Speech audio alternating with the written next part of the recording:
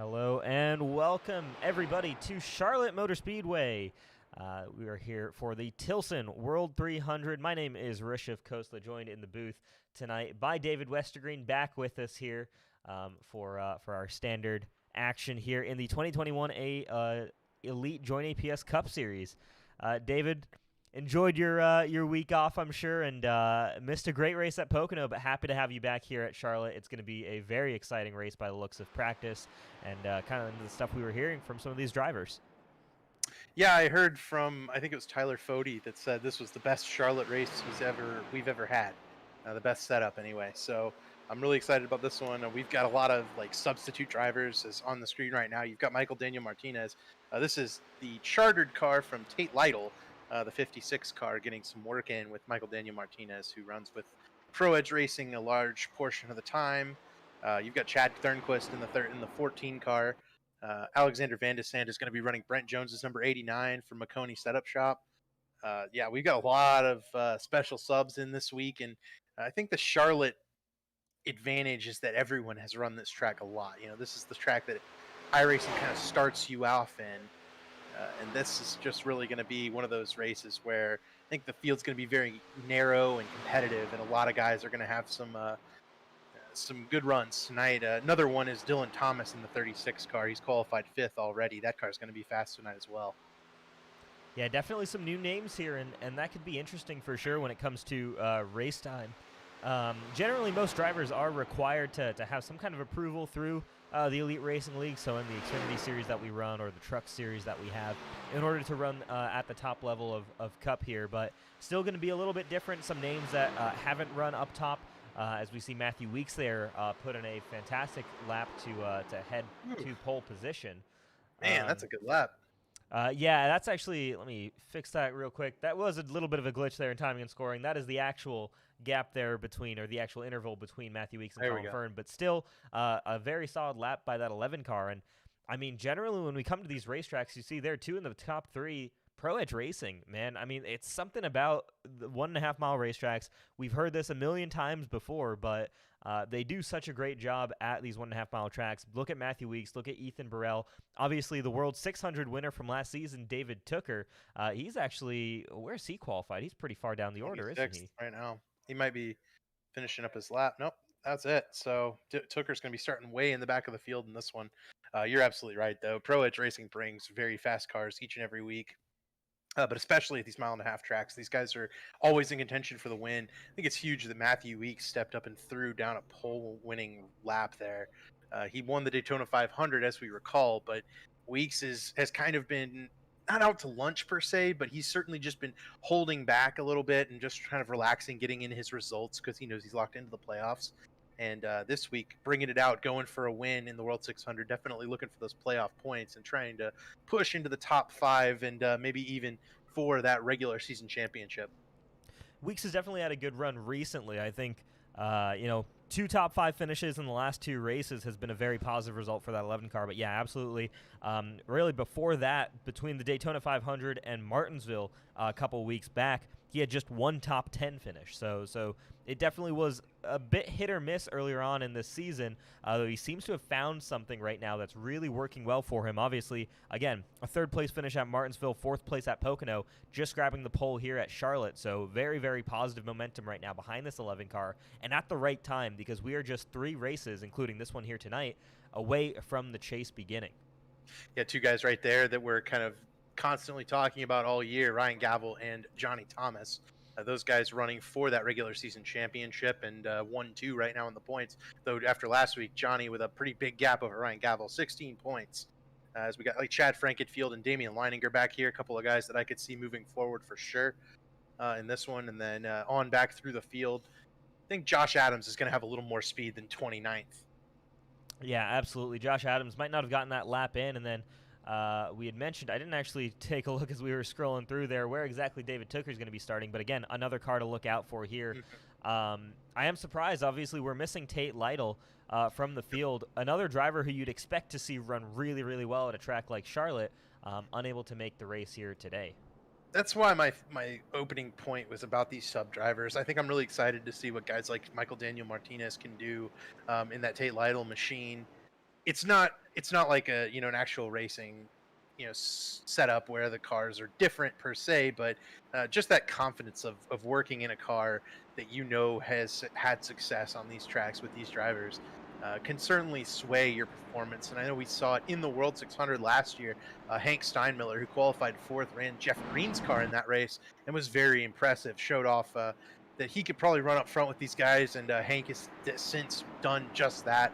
Has run very well in all three of our series, and he's starting fourth today in the Michael Waltrip throwback car, kind of prepping it up for next week at Darlington. I think he and Andrew Rucker both starting up early with the throwback cars this week. Absolutely. We've got, I mean, World 300. We've done the World 600 before. Half distance race here tonight, but we've got the full distance craziness at Darlington next week. Definitely stick around for the Southern 500 then. That is going to be completely wild. Man, that's going to be a long night for us up in the booth, but certainly entertaining. The cars are 2x2 filed by. The pace car looks like he's already peeled off, and it's now up to Matthew Weeks. He should be leading this field to the green flag. He's going to hit the loud pedal pretty soon here. Waits a little bit, but gets underway. Very well timed there with the 37 car of Ethan Burrell, and that leaves Colin Fern on the outside out to dry. Two Pro Edge Racing Toyotas up to 1-2 early on here at Charlotte. Lap one is going to be really treacherous here. These guys are going to be a little bit loose while these tires are cold. We have to watch through the field whether or not anyone kind of loses that grip early on in this race. Got to really tiptoe through these first couple of laps. Burrell throwing blocks on Colin Fern. I'm sure noticing kind of the way Fern's been driving around. That's what you have to do to beat this 86 car. Absolutely. Fern, one of the most aggressive movers in the field. We've seen this time and time again from him.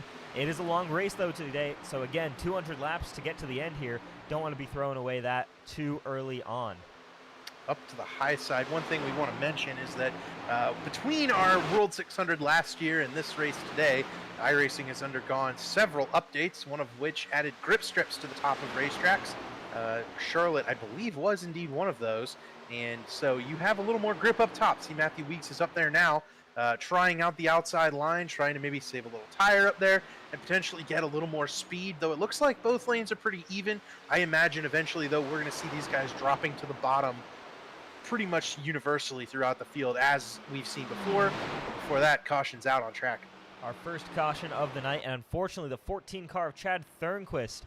That's super unfortunate there. Outside of the Cup Series, Chad Thernquist has had absolutely rotten luck. I've worked with him personally in some of these races, but man, oh man, not a great start to the event for this 14 car. We'll head to the iRace Online replay and take a look at what exactly happened. Rough start for Thernquist. And I know, Thernquist has been both a maker of his own luck and a victim of the unfortunate circumstances. I think of Monday where he just absolutely got caught up in someone else's mess on lap one. Here, though, looks like it might be his own fault there. A little bit loose. Yep. Oh. Hit the barrels. Yeah, that's super unfortunate location for the barrels there. But yeah, that's a rough place to get loose. And that is interesting in terms of how these cars are handling.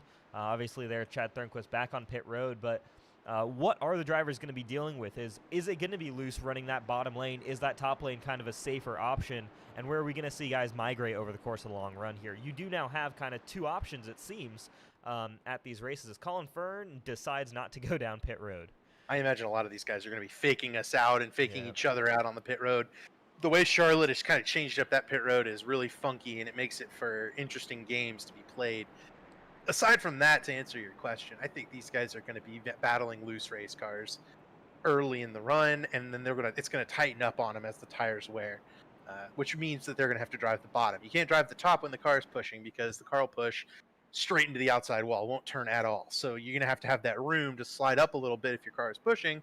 Those guys got to run the bottom, and I think that's going to create some more of that single file racing where you just have to gain inches at a time that we've seen in the past on Charlotte, but I don't think you're going to see that till midway in the run. We saw guys running the top and the bottom with pretty much the same level of ability there, where Weeks ran the top, Burrell ran the bottom, and they couldn't pass each other, but they stayed right with each other. So it wasn't like one lane had preference over the other. Absolutely. We'll see, again, a shorter race generally, but again, you kind of look back to last year's World 600, and You had a lot of tandem drafting was kind of a big thing. Tyler Fode, David Tooker working their way through the field. That was a big deal that eventually ended up getting David Tooker that victory. Are we expecting to see something like that here? Do the cars really support that now with a lot of these new aero models, the new track, grip models, things like that? It's a very different racetrack, I think, to the one that and race car that to the one that they raced just a couple months ago. I think the difference might even be the time of day. This is the afternoon version of the Charlotte race. Track is going to be very slick. I don't think you're going to be able to do that kind of thing with the way this track is going to be set up for you. Ethan Burrell and Matthew Weeks were both trying to kind of lean on each other and push and draft, and they didn't get away from Colin Fern whatsoever. So I don't believe that's going to have much of an effect. All right, well, we've got the cars lined up 2 by 2, which means they're getting ready to head back to Green Flag Racing. Was only able to make it about 3 laps there, maybe 2 actually, when we actually got that first yellow flag. Typically, we'd expect to get some pretty long runs at a racetrack like Charlotte Motor Speedway, 1.5 mile, relatively high-banked oval. Typically a place where the Elite Racing League's drivers do very well. Quick self-spin there for that 14 car of Chad Thornquist brings the field to a temporary halt, but we'll be back underway here very, very shortly, and Matthew Weeks picking that top line to work over his teammate. Yeah, I wonder how the tires will work out here with one heat cycle on them. They could be a lot even less grippy than they were on that first run. Guys maybe also a little more comfortable, so then they try to push a little more with tires that are equivalent to cold new tires. Got to be careful on this first opening lap. Don't want to throw your race away on lap 6 because you were pushing a little too hard on that first corner. No, you certainly do not. Well, we're getting ready to head back to Green Flag Racing. Pace car is going to peel right off, and there it goes. And that means that Matthew Weeks on the outside lane is your control car, gets that early jump, and he should be able to slot right in front of Ethan Burrell. We've seen this time and time again from teammates working together, and there he goes down the racetrack. So once again, it's Pro Edge Racing 1-2 with Colin Fern in 3rd position. Ethan Burrell chasing down teammate Matthew Weeks. And then you've got Hank Steinmiller and Andrew Rucker going at it here off of turn 2. Rucker on that high side. Steinmiller trying to wrap that bottom lane. Shades of 2001 right here. Michael Waltrip's paint scheme rattling up against the Matt Kenseth AT&T paint scheme from 2001. Couple of good paint jobs done there. I know David Tooker painted the Andrew Rucker car. I think Ryan Lutz and Hank Steinmiller worked on that 63. So really cool paint job by both of those guys. Gotta love it. Ethan Burrell's going for the lead up front, though. Yes, he is. And here you go. Those 2 different lanes trying to work together, or trying to work against each other. 2 teammates. Ethan Burrell, man, has been out of victory lane for a little while, and certainly hungry to try and get back there, and needs to get past teammate Matthew Weeks, and Weeks gets loose on the top. Oof. That was sketchy there, and I can't help but wonder if the Colin Fern car is affecting this 11 at all, being so close to it. Maybe not taking the air off, but just giving him a little bit of kind of that push that you don't necessarily need. A little, too fast entering the corner for Weeks and trying to get into the gas a little bit too early. Overall, though. Yeah, we're seeing what you talked about, which is just Ethan Burrell running that different line. He looks so fast through the corners and things like that, but that top lane, as Rucker gets very loose up top, he's not quite able to clear the 11 car, and that right here, interestingly enough, though, isn't slowing them down necessarily compared to the pack behind, but it obviously isn't letting them run away from anybody. Colin Fern just got real close to the wall, and he bounced off of it, 86 in the wall. Rucker by, I think Fern will stick in 4th. Gerald Campbell's going to go after him up top now as well. Dylan Thomas, that 36 car, making a move on his team car in the 63. Thomas finished 2nd in the Elite Big Block Series just a little bit ago and is a regular in the Truck Series for us on Sunday nights. Absolutely. Up front, Ethan Burrell has now slotted back behind Matthew Weeks for 2nd position, so no more battling there between teammates, kind of just back to single file racing there. Ethan Burrell might want to try a little bit later in the run, try and figure out when exactly is the best time to make a move. But right now, he's got to worry about Andrew Rucker and Gerald Campbell behind him. Man, it's been nice to see this 31 car back up front in the pack. It was kind of... I think Chad Frankenfield had an issue. I don't know what it was, but Frankenfield has dropped all the way to 36th, now 37th on the grid. Last year's champion, Chad Frankenfield, had a major issue looks like he's got some damage on this 15 car as well. Can't help but wonder what happened to Chad here.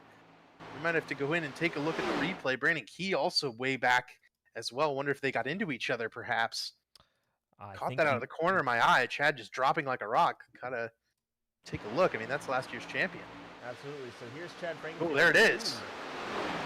Whoa, very narrowly misses the wall. That could have been a very nasty accident. Keeps it pointed in the right direction and keeps us under green flag conditions. But looks like a situation with that 10 car. We're not sure if Chad turned down or the 10 car turned up into him, but they came together, and there you go. Chad Frankenfield losing a lot of track position there, but looks like that car in general is pretty okay damage-wise. He just has a lot of work to do to get back up to the rest of the pack. What Chad needs to worry about now is, I think, whether or not the field behind him is going to move back past him and lap him before the next round of pit stops and then his caution. These guys racing as hard as they are right now, though. I envision a caution coming fairly soon. Man, you got a bunch of guys side by side here. It's Tyler Fody and Colin Fern right behind Dylan Thomas and Chuck Sweeting. Love the pink numbers on Chuck Sweeting's car. Great little addition there. Looks like the bottom lane maybe is picking up a little bit of steam, though. Chuck just pulled up and blew by Dylan Thomas. Now Ryan Gavel going to try to do the same. Gavel needing to outrun the 09 car, several spots behind him by 16 points in order to take the lead. Still a couple of races to go, so a very fierce battle between the one car of Ryan Gavel and the 09 of Johnny Thomas. We get another caution flag out on the racetrack, and this time it's the 04 car of Caleb Thompson. Spun around in turns 1 and 2. Let's head back to the iRace Online replay and take a look at exactly what happened here.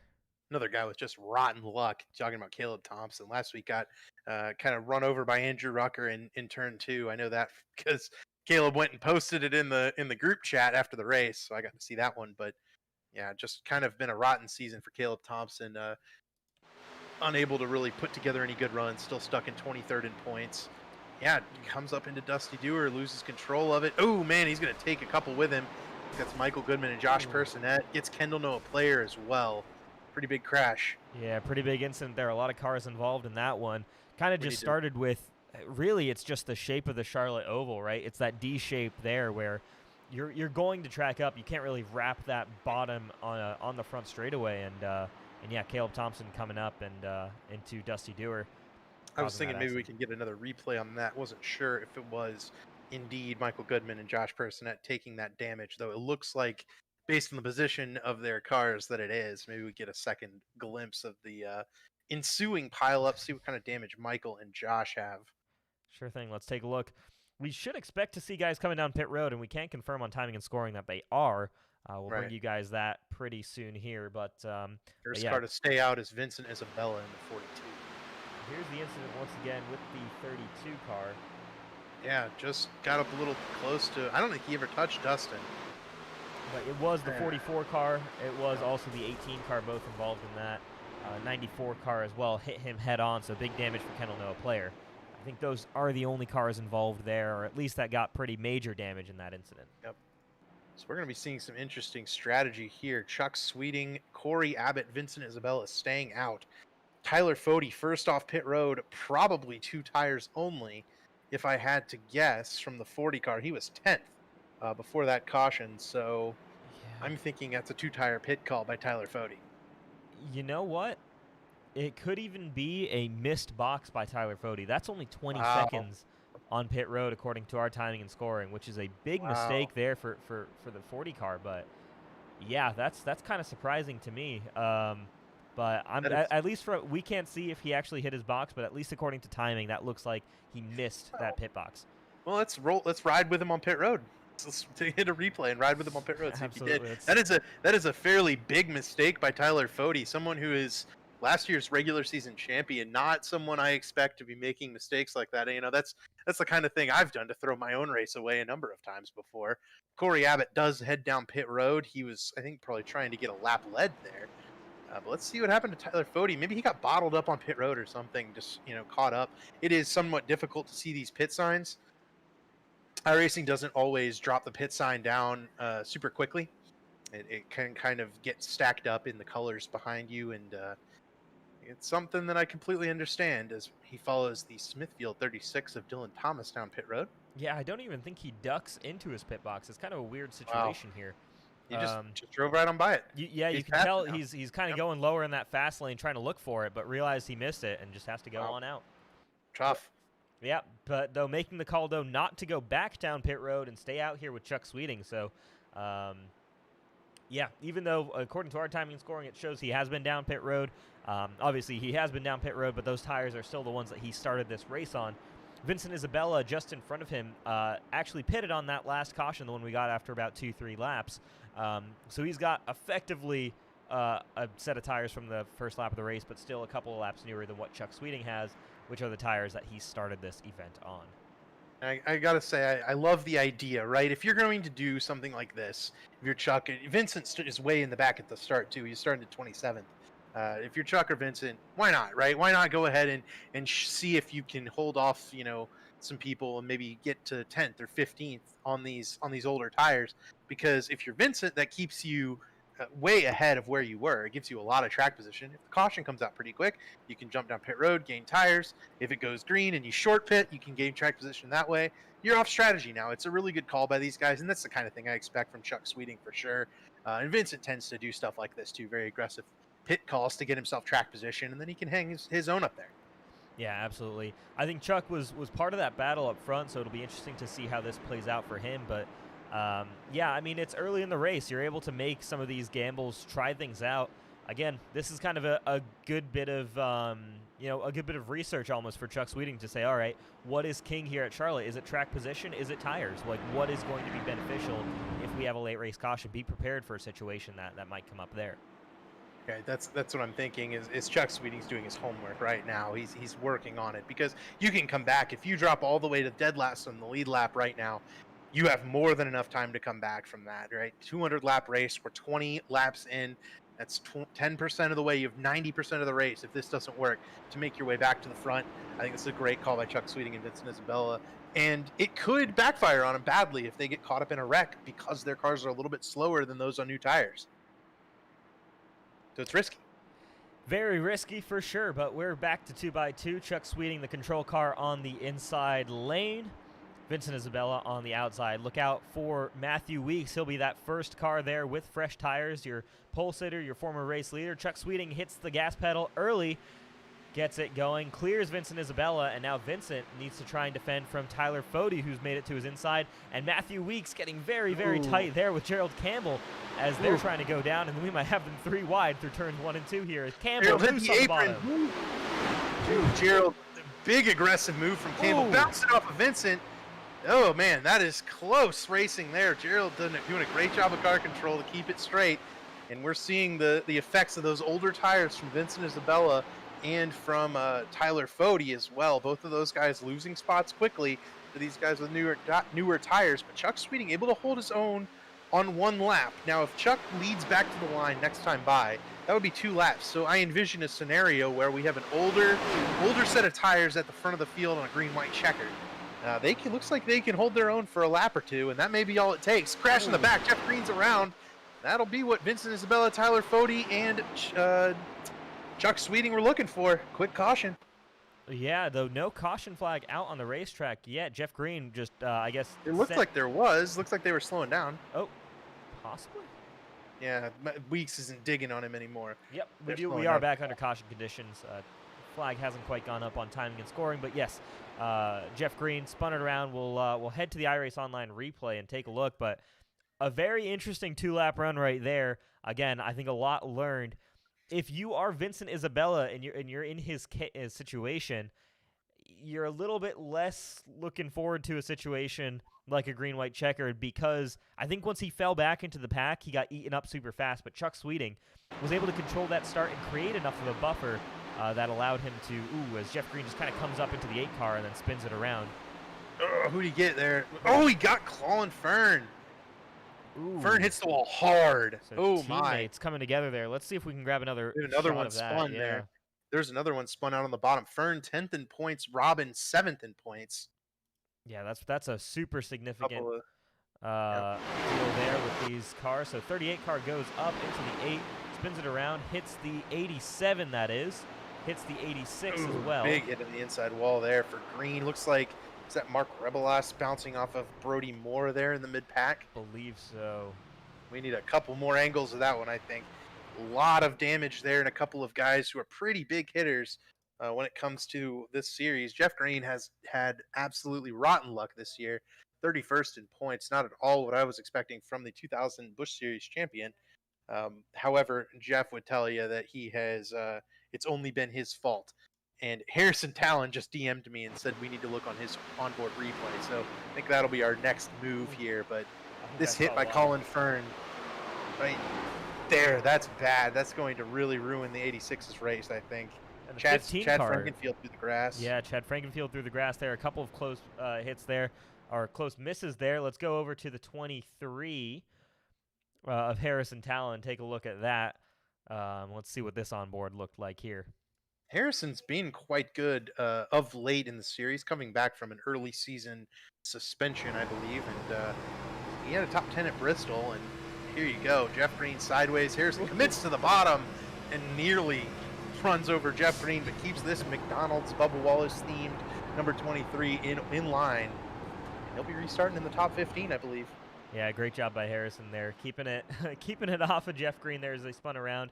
Now, Interesting note, Chuck Sweeting decided not to come down pit road again this time. He figured that, you know, he's got that track position, he's got that clean air up front. He doesn't need to come down pit road. Vincent Isabella has visited pit road. He's back down in 28th position. I believe Tyler Fode as well has actually not come down to pit road. So Chuck Sweeting and Fode still out on that original set of tires. Vincent Isabella bit the bullet and went out on a new set of tires.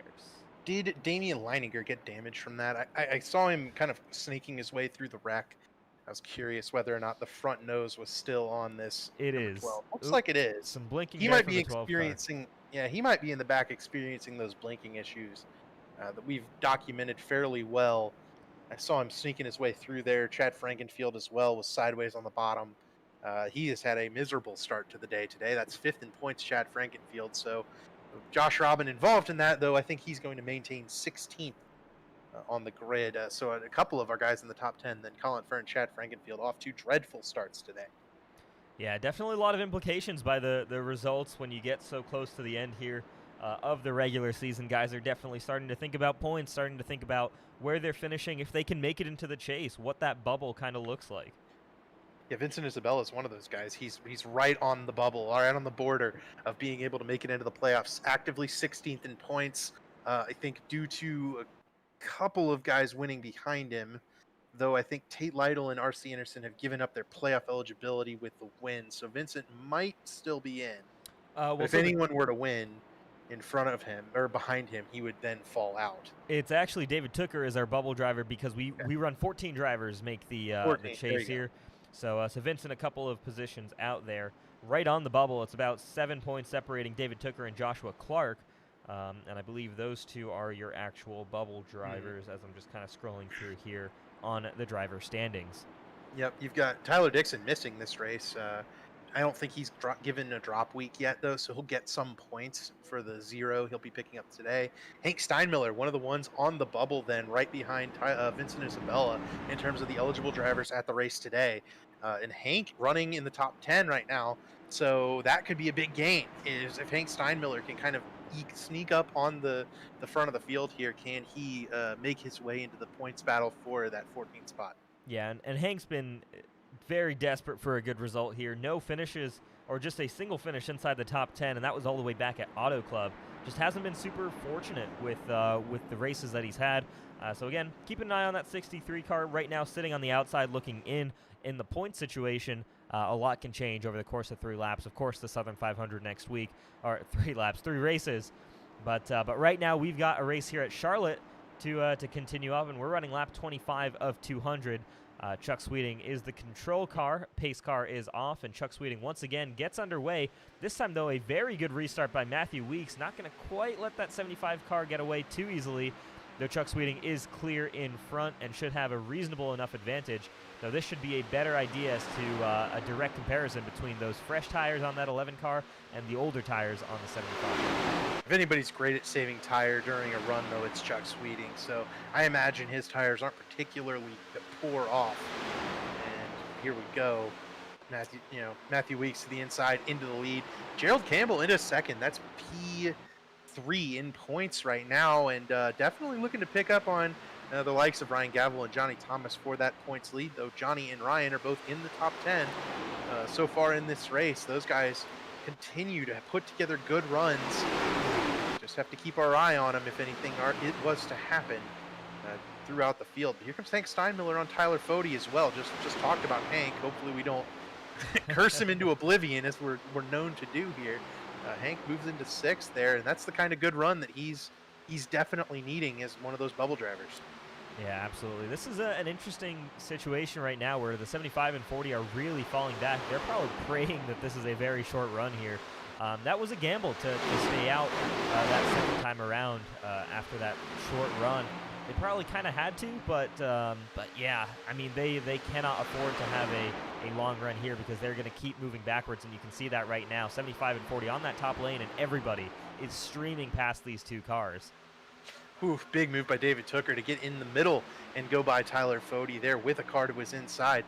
Tooker, last time we came to Charlotte, won the race by drafting that 40 car of Tyler Fode. This time a little bit different. David Tooker on the charge from way back in the field on the starting grid, and he's going to be looking to move on by Dylan Thomas and Chuck Sweeting both here.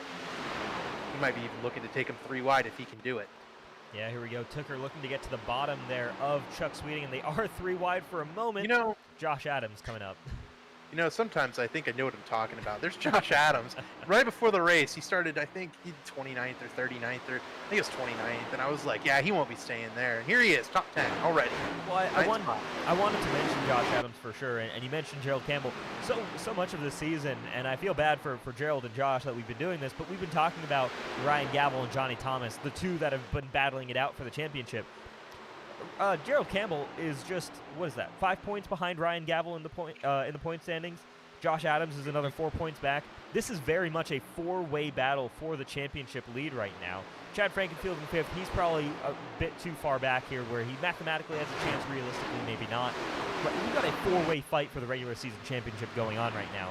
Johnny Thomas, Ryan Gavel, the two that we've talked about a lot, but Gerald Campbell and Josh Adams are both very much alive in that battle for the regular season champ.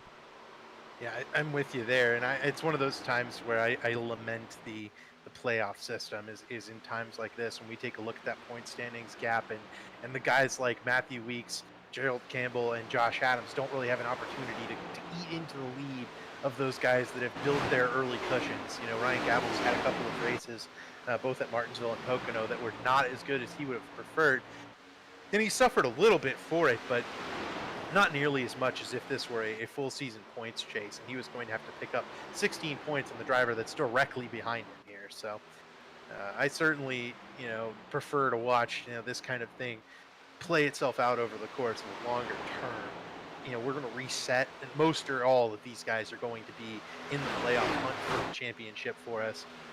Matthew Weeks already locked himself in with that win, though none of these other guys have a win so far this year, and I'm kind of consistently wondering when one of them is going to get in victory lane. It has been really interesting for sure to kind of see how this season's played out. We haven't really had any dominant driver, and any driver that's won multiple races has had the issue of not having the great attendance. We've had 2 multi-race winners in Ryan Lutz and R.C. Enerson, and both of them are not eligible for playoffs through their race wins, and points-wise are sitting outside. So it's such a weird situation where we've had multi-race winners, and we've had guys who've looked dominant at times, but they're not in contention for the championship. So this overall championship battle has been such a weird one in that, yeah, like you said, the top 5 in points haven't been to victory lane. In fact, just one of them has a pole position. There's not really any kind of, it's all been consistency, getting those top 10s, getting those top 5s. That's what's got them to that position. I gotta do a quick shout out here. I hope we don't kill him on the race, but P12 Jordan Owens right now, my goodness, what a great start to the day for Jordan. It's kind of looking back through the grid there, and Jordan running right in front of the 89 of Alexander Van de Sant, running for Brent Jones this evening, and a couple of guys there that I'm real impressed with their speed early on. And even if we jump back two more spots there, Harrison Talon and Zishan Dura sitting 14th and 15th, doing a great job early in this race. We've had the pit stops shake things up a little bit. Tyler Fode back to 23rd early on here. He's certainly fallen off the pace, and then we've had a couple of mid-pack crashes. Chad Frankenfield all the way in the back as well. But oh man, this has been a really topsy-turvy race early on, and we're going to see some more guys, I think, jumping on and taking advantage, hopefully able to take it up to the front here. Battle for third. Andrew Rucker going after Gerald Campbell. Yeah, Gerald Campbell with that really strong initial restart, but has kind of fallen back a little bit as this run's gone on. 31 car maybe struggling a little bit with tires, possibly getting tight or too loose. My assumption would be a little bit too tight as this run continues to go on. We know Gerald likes a loose race car in general, so probably not liking it as it continues to go on, as Hank Steinmiller looks to try and get past this 31 car as well. Right, I think Gerald is very much a short run driver. We've seen it all year with the way he's driven that car. He'll move forward on the shorter run, and then over the course of the race, he'll fall back. And so he has had a lot of success in these races that we've had a lot of caution flags, where he's been able to pick up a lot of ground on these guys because he's so good on the short runs. Right now, though, the guy to watch out for, I think, is this one of Ryan Gavel. He's up to 6th, about to blow by Gerald Campbell for 5th, and he is definitely closing and running really good lap times. Closing on the two in front of him there, Hank Steinmiller's teammate and Andrew Rucker. The DEI-themed car is running well today, about to be 4th and 5th. Absolutely, yeah. Ryan Gavel working that bottom lane, wrapping that bottom, trying to get past Gerald Campbell here. Doesn't quite get to the quarter panel. The 19 car, David Tooker, though, very much in this battle as well, running 7th right now. He's moving forward. Again, I don't remember exactly where he qualified, but it was pretty far back in the order. We noted that at the start of the show, and again, this 19 car, David Tooker, Matthew Weeks, Ethan Burrell are 1-2. Look for a Toyota to be very strong here and potentially be the car that we expect to see in victory lane. Again, we don't know how things go as you get later in the race and things get a little bit more chaotic, but right now, it's going to take a big... It's going to take a big deal to stop any of these Toyotas. And Gerald Campbell on the bottom there. He about wiped out 2nd and 3rd in points right there. That's Gerald and Gavel themselves. Before the race, Ethan Burrell and Matthew Weeks told me that their goal for today was to put a Yoder in victory lane. Those were their exact quotes. So Ryan Gavel up here trying to prevent that. He and Hank Steinmiller both. But man, these two Pro Edge Toyotas have really checked out on Andrew Rucker. I think the battle for 3rd there between Campbell and Rucker really held them up, and it's allowed Weeks and Burrell to get away. And boy, wouldn't it sure be something if this race were to end right now. Ethan Burrell would be behind once again. Oh man, Ethan Burrell, I'm sure would hate that. And it's a funny situation, right? You've got these two Toyotas able to battle it out because they've got that huge buffer to 3rd position. Ethan Burrell starving for a victory here in the Cup Series. It's been such a long time. He's had the pace to win on a number of occasions, and he's going to look to try and do it here. And Matthew Weeks, who's kind of, in the past season or so, almost become one of, if not the top guy championship-wise at Pro Edge Racing. Probably should have been a top 4 championship contender last season with the way he drove that. Was unfortunate in that final round of the chase. But definitely has had the pace and obviously won the Daytona 500 this year, has refound some of that fire that we saw from him last year. And this 11 car, again, you start looking, and we'll have our chase preview show and talk about things like that, but this 11 car, he's got the momentum behind him right now. That's a tough car to bet against in the JoinAPS Cup Series right now. Oh man, did you see that turn 1 right there? You side by side for 1st, side by side for 3rd, side by side for 5th. That was awesome. Big props to Chad for going in and testing out. We got a car slow on the apron there. Certain that's a car that has crashed fairly recently. Might have been Michael Goodman. It is Michael Goodman there. He may be coming out of pit road to make some laps after having a bunch of crash damage in that last incident. But big props to Chad Frankenfield. Right, he switched the session over to the afternoon session earlier this week, and I think that's a really heads-up call. Because he went in and tested, and it was too tight at night. It wasn't going to run well. It was going to be the same old bottom-feeding race that we've seen before. And instead of that, we've got this kind of wall riding side by side. The cars are a little bit more loose and gripless. I love to see it. It's a really good call, and it's showing here as the racing is very aesthetically pleasing. Yeah, you're able to see, Ethan's making some really good runs. I think that the biggest thing we're missing right now is the ability to overtake, it seems, where, guys are able to get close, but not quite make the pass. And that might be more down to the package itself than anything else that we can really control here. But it does seem to be a little bit lacking in the overtaking ability of some of the drivers right now on the racetrack. Yeah, it's you saw what I did right there. Johnny Thomas dropped to the bottom very aggressively. I think he's just trying to get around Gerald Campbell here. Gerald seems like he burned the tires off of this car, and I love a good race where the tires play a factor and you can save tires and move forward. I think that's a huge part of racing, and we've got that a little bit today. You know, I think this 31 car has definitely burned his stuff up a little bit. Johnny Thomas is kind of trapped on the bottom here. I don't know that this is going to be the way to go. He might lose some spots doing this. Josh Clark now to the outside and move the 28 car into the top 10. Another Pro Edge Toyota into the top 10. Yeah, exactly. What is that? 4 Pro Edge Toyotas now inside the top 10? Yep. Pretty crazy stuff right there from this team. And again, just you get to a 1.5 mile track, and when you can look at a team and just say, yeah, they're going to be good. You know, you build up that legacy, and there's a reason they built up that legacy and built up that reputation for being good on these racetracks. It's just something works for them when you get to these intermediate-style tracks. There's always something that you can always count on a Pro Edge Toyota really being up front at just about any racetrack, but especially these 1.5 mile racetracks. Speaking of Pro Edge, we have a lead change. We up do. at the front of the field. Ethan Not Burrell quite. has worked his way up to the lead. He's going to lead that lap, pick up a bonus point. 37 and 11 battling it out amongst themselves, but I look in the mirror here, pretty big surprise. Hank Steinmiller has taken third from Andrew Rucker and cut half a second into the Pro Edge Toyota's lead. Hank Steinmiller, the Michael Waltrip number 63, just has absolutely come to life here on this run. Man, what a great run for Hank. He you know, we saw him last year in the Jeff Green number 38 car, and he was pretty impressive. He ran top 5 a good portion of the early part of the race. I think he ended up getting caught in a wreck, but he was running really well. Definitely nothing like this, though. This is really a good run from Hank. Is really caught up to Burrell and is putting pressure on these guys, forcing them to kind of sort it out, run single file. No one else has been able to do that so far. Yeah, here you go. Hank Steinmiller closing back in. And I mean, Ethan Burrell tried to make that move work. He got side by side, led a lap, but then had to fall back behind Matthew Weeks. And I suspect they might be talking about just staying in line right now, try to get away once again from the 63 car because of how much progress he's made. Hank Steinmiller right now on that last lap was one of the few guys who was kind of able to stay generally on pace with the 2 cars up front after kind of closing in that gap. A lot of other cars running about a 10th or 2/10ths down off of the lap times of really this top 5.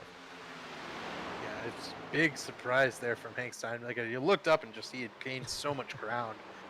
It's a really cool run there, and I do want to take us back a little bit. You know, Hank's running the 2001 Michael Waltrip car, not in the field, mind you, but the just in time. There was once a time where teammates would pull over and let each other lead a lap in races because it was worth bonus points, and in this race it's going to be worth 1 point to lead a lap. I wonder if Matthew Weeks and Ethan Burrell can organize that lead change so that Ethan could pick up that bonus point. Certainly could have been something that they tried to do here, and then handing the lead back over for Ethan Burrell. I mean, it'd be very interesting. Johnny Thomas in the wall. Ooh, yep. Just probably kissed it a little bit on that right rear quarter panel. Should be all right here. I mean, what a great battle we've got going on here. This is for the 9th position with Josh Adams leading the way, but I mean, what is this? 6 cars covered by, you know, about 2/10 of a second. This is impressive stuff here, and yeah, big props to Alexander Van de Sand putting the 89 car in the top 10 for Brent Jones and McConey Setup Shop. Awesome job by them. And then, yeah, Josh Clark. Here's Jared Rexing and Josh Robin, a couple of guys who've had some misfortune early on. Ooh, man, Robin's going to take him 3 wide there. That may not work. He almost tracked up into the 9 car. Yep, that could have been very, very bad very quickly. Josh Robin kind of had to check up there, and he's going to fall a little bit further back there.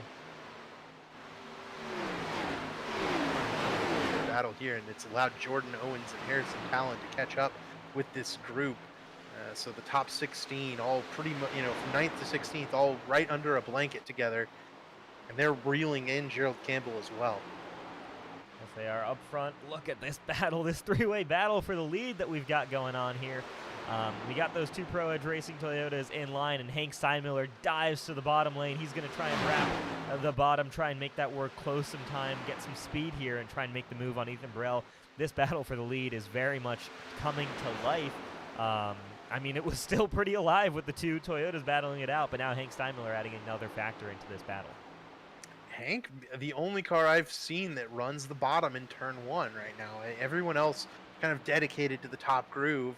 Hank able to drop that 63 right down to the white line. He does it late in the corner too, so he's got some of the advantage of running that early top groove of Charlotte. In turn 1, there's a bump right when you enter turn 1. If we ride on board with one of these Pro Edge Toyotas, you'll get to see what I'm talking about. You got to keep it easy going through that bump. So here we go, on board with Ethan Burrell. We'll watch him here as he goes up to the high lane, and he may even sneak underneath the bump, entering turn 1 and ride it up to the fence. Right there as it goes up over. He and Matthew Weeks head to the top, and Hank Steinmiller drops underneath that and heads to the bottom of the racetrack, and then is able to gas it up and head down the back straightaway. A view here from the passenger seat, really, of Ethan Burrell's Pro Edge Racing Toyota. Right now, just following that 11 car. You saw he had a couple of runs there down the front straightaway, and maybe even here off of 4, but backs it off right now. Happy to work with his teammate. Gets that rear bumper. He is actually going to go for the move, though. So Ethan Burrell now trying to make the pass on his teammate. So they're still fighting it out for sure, despite the fact that Hank Steinmiller's gotten closer. Burrell now working that bottom lane, trying to see if he can make that work. But you can see just the speed you carry at the top is enough. And Ethan Burrell might be passed here by Hank Steinmiller. Here goes 3rd position. Here comes Hank. Once again to the bottom of the racetrack. Hank running a really, really good line. Has been able to keep the wheels right on that line and nice and steady.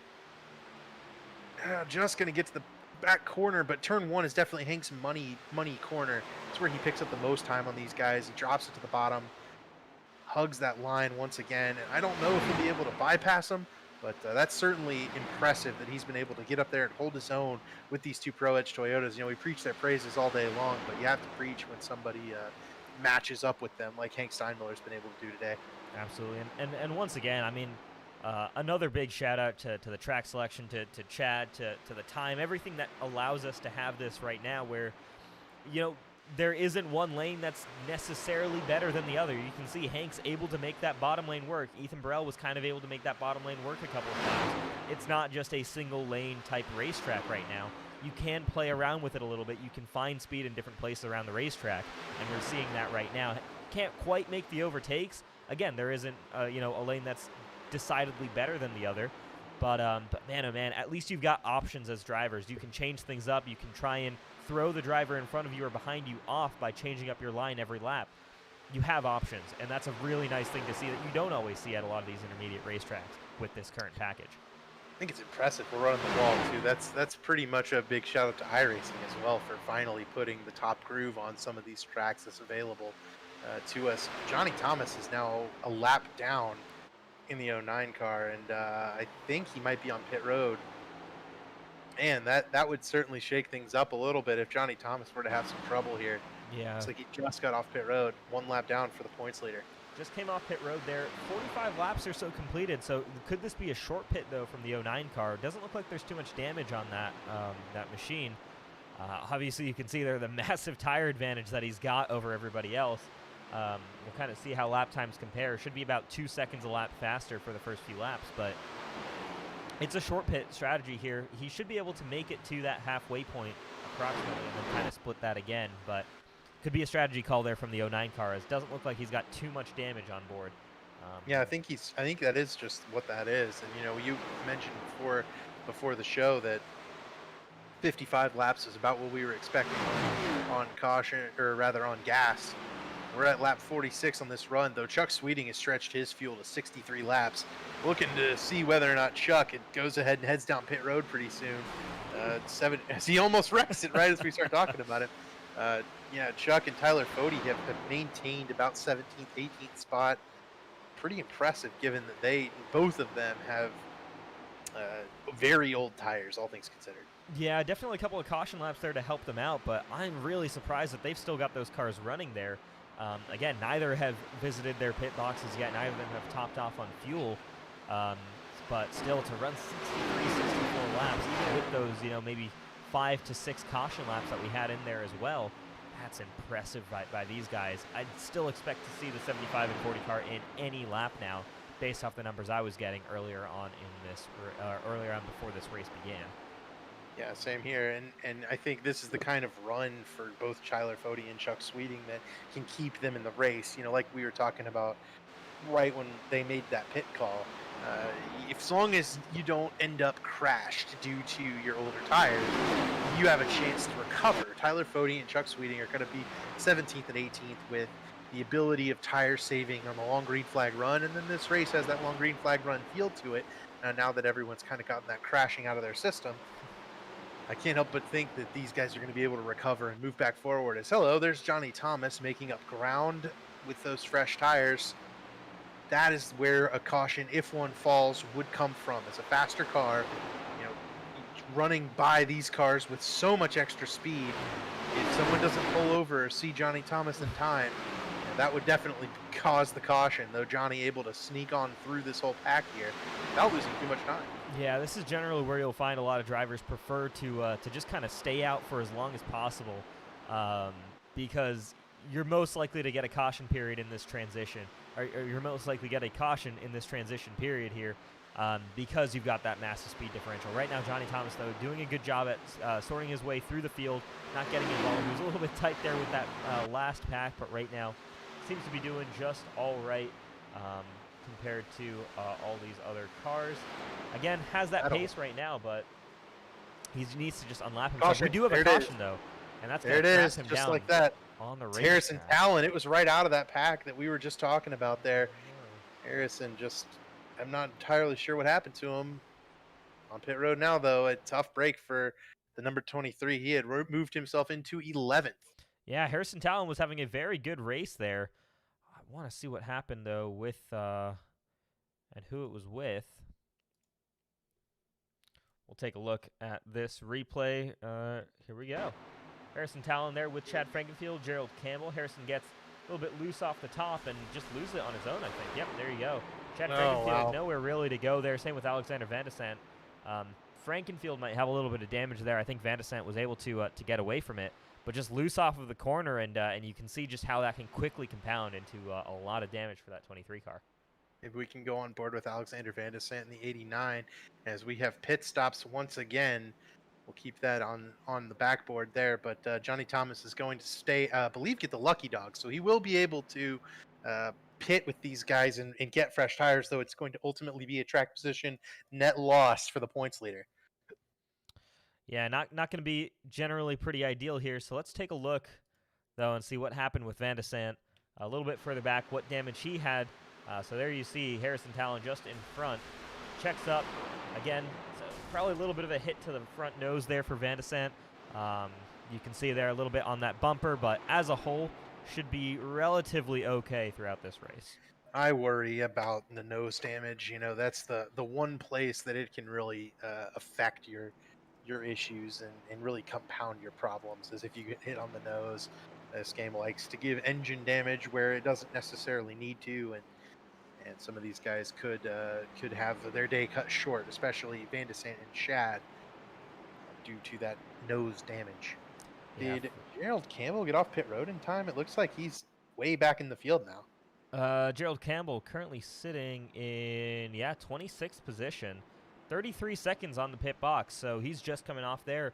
Might have been some damage there on that 31 car. Could have also explained his struggles in that last run there. I don't see anything visually, but obviously there's sometimes disconnects between what we see up here in the booth and what the drivers actually have. Can only expect that to be damage. That wouldn't really be, a missing the pit box type deal, or sliding his tires or anything like that. That looks like he just had to sit there for some optional repairs. Figured he'd take them right now and try and get those out of the way. Let's think back to that first restart when Vincent Isabella stayed out. He and Gerald made some heavy contact. Vincent took to pit road, obviously got that damage fixed on the 42 car. Gerald had that the entire time. So that might have been where that damage came from. Chad Frankenfield and Van de Sant back down pit road once again, I believe, to try to continue to fix those race cars. No, Van de Sant stayed out, but it's Chad back to pit road. Josh Adams back to the back of the field as well. Man, a lot of guys not really keeping up with their track position here. Yeah, so definitely a big shakeup here throughout the field. Obviously, up front, the top three remain the same. Ryan Gavel and Andrew Rucker as well, rounding out that top five. Really, we start seeing the changes outside of that top 10. So Zishan Dura right now sitting in 10th position. Great job off of pit road there. Jordan Owens in 11th. Chuck Sweeting up to 12th. Tyler Fody up to 13th. So that really worked out for them. They still had a pretty positive gain off of pit road. Jared Rexing, Rusty Capel, and rounding out that top 15. We don't really talk about Rusty Capel much, but a good run from him tonight. I think every time we talk about Rusty Capel, we say we didn't talk about Rusty Capel too much. Let's hit one of our sponsors here, I think, before we go back to Green Flag Racing. That's a great call there, and might as well start with, of course, the race sponsor for tonight. You see them there at the top of your screen, the Tilson World 300, and how about Tilson? Tilson, they know firsthand how optimized human resources can transform a business and help lay the foundation for sustained success. They've developed the systems, tools, programs, and methodologies in a lean process environment supported by experienced professionals committed to helping their clients control costs, increase productivity, and outperform the competition. Check out Tilson, proud sponsor of BYRD Racing. Sure, and I can't tell if we're lining them up to go back green next time by. Looks like we are. We got them 2x2, so we'll hit our standard ad break a little bit later in the event. I'm sure we'll have another caution here to do that. If not soon, certainly later in this race. I think that's absolutely a good call there. And Matthew Weeks, Ethan Burrell, Hank Steinmiller, Ryan Gavel, and Andrew Rucker, the current top five. David Tooker, last time we attended Charlotte, he won the race. He's sitting 6th. Josh Robbins 7th. Dylan Thomas in 8th in the 36 car driven usually by Ryan Lutz. Josh Clark in 9th, and Zishan Dura sitting 10th. Yeah, so generally some pretty similar names that we're used to seeing here in the top 10, especially during this race.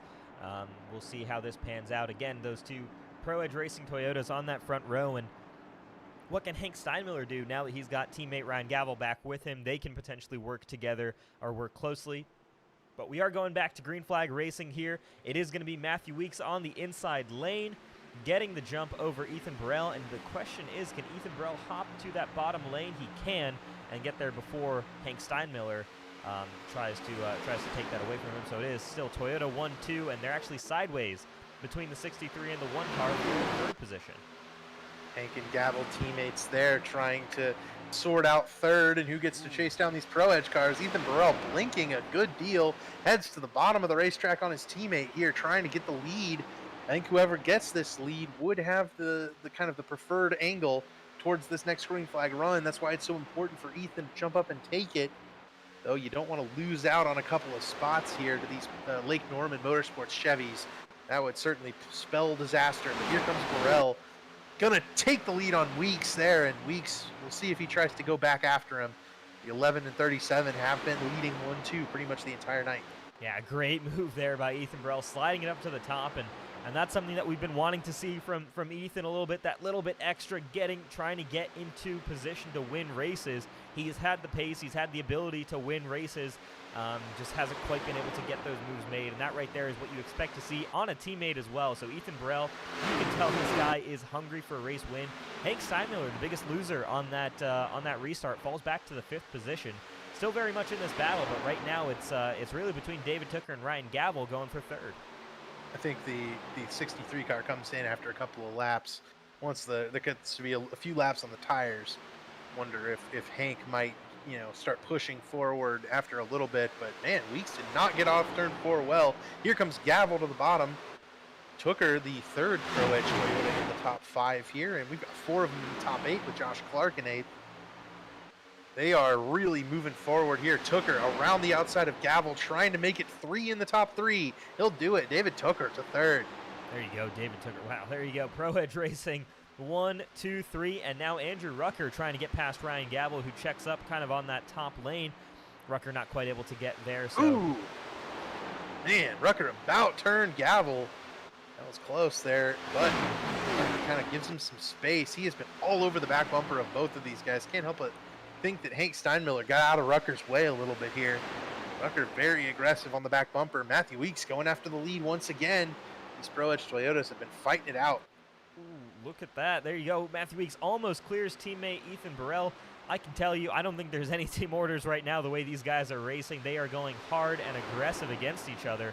Matthew Weeks and Ethan Burrell both very desperately want this race victory. And if you're looking at, David Tooker or Ryan Gavel, you're liking this because this should allow them to come closer to you as they still side by side around this racetrack. Ethan Burrell using that top lane. Matthew Weeks trying to wrap that bottom. The bottom's certainly not as fast as the top is right now. That's why Ethan Burrell's getting these runs down the front straightaway. But this is really functioning nicely as a two-groove racetrack. We're able to see guys make attempts at passes on the bottom of the track. Classic mile-and-a-half racing, I think. And here comes Rucker to the top on Ryan Gavel. Not able to get it to stick, though. The battle is here. It's for third, rather. Tooker just in front of Gavel, and Rucker all over the back bumper of Ryan Gavel. Ooh. You see there kind of a lane switch there mid-corner by Ryan Gavel. He goes back down, and that actually that's an interesting situation right there because it allows Hank Steinmiller now to slide past Andrew Rucker. So pretty interesting move there from Ryan Gavel, but yeah, seems to disadvantage the 64 car, and Hank Steinmiller now back up with his teammate. If I had to wager, I think Andrew Rucker got a little bit tight in the center of the corner right there, maybe a little over-aggressive on the entry, and this 63 car starting to really come to life, as we kind of talked about, maybe sandbagging a little on the opening laps of the run, but can really get that tire advantage. It allows Hank Steinmiller to wrap that bottom lane faster than anybody else. And don't look now, but that other Pro Edge car leading this third pack rather. Josh Clark kind of bringing Dylan Thomas and Tyler Fody back to the front of him as caution's back out once again. Caution flag out on the racetrack. Josh Personette, I believe, is the slow car we've got on the racetrack. Zishan Duras back in 30th. Now he did restart in 10th. So I wonder if the 01 was involved. Yeah, we'll take a look. I just saw that 18 car just appear on pit road. We'll take a look there. I was going to say Hank Steinmiller, I think, may actually be a more of a long-run car, and we'll kind of see how that run works. This is something we've seen a couple of times from the 18 car, and I think we'll take a look at what this replay is, but it looks like he just kind of stopped on the entrance to pit road, and that's enough to call out that caution flag by iRacing. He gets off the racing line, but you see there just kind of pulls over to a stop on that car. Maybe a little bit of damage there to that front left, and that's enough there. That brings out the caution. I don't think that's enough for a caution. Let's take a look at this 01 car, see what happened. But when the caution flag came out, the 01 was rolling. No issues. He's got a lot of damage on the rear end of it, though. Yeah. So it seems odd. We see a lot of times guys spin to the bottom of the racetrack and are slow enough and have gone sideways that they should have brought out that caution, and then iRacing hasn't thrown it. It'd be very odd if iRacing threw it for a car stopped on the apron that was, preparing to tow like Josh Personette was. Yeah, that is a strange situation, but as far as I can tell, I don't see any other cars that are really stopped on the racetrack during that caution period. So it very well could have just been iRacing calling that. And we've got some shuffling in the order here as we've got a lot of cars coming down pit road. So this is back to live pictures here, and it's the 89 car of Alexander Van de Sant is your leader now as Matthew Weeks, Ethan Burrell, Hank Steinmiller, Ryan Gavel, all of them hit pit road for the third or second time today for most of them. Interesting call here by Alexander Van de Sant. 89 Maconi setup shop Chevy up to the front for Do Good Motorsports and Brent Jones' team, and putting together a good run for it. Got him on the board with a lap lead here, but has been involved in some accidents. I wonder if that car might be, somewhat heavily damaged. And another car staying out is Vincent Isabella, though I think he might have just missed the pit stall. Vincent Isabella, yeah, it does show that he just came down pit road, so could have been missing the pit stall there for that 42 car. Gerald Campbell, Johnny Thomas, the two notable names as well, staying out here, and then Ethan Burrell beats teammate Matthew Weeks off of pit road, so they kind of stayed in order there. David Tooker, the third of the Pro Edge Racing Toyotas. The rest of that order kind of stays relatively the same as what they came in as. Trying to watch to see if Vincent pits. He does not. Harrison Talon brings the 23 down. Harrison said he got behind on the steering a little bit. Unfortunately, got tight up off of turn 2 that caused that previous accident. And I think guys are getting tight on the longer runs, and that's what's causing some of these incidents. Is Not in this last one, obviously. We have kind of no idea what happened on this last one, but guys getting really tight on these longer green flag runs. And you know, we saw it happen to Andrew Rucker there and Gerald Campbell on the first run as well. Absolutely. We'll take a quick break here as we continue pacing around. We'll head to a quick commercial break and be back with you guys in just a minute or two.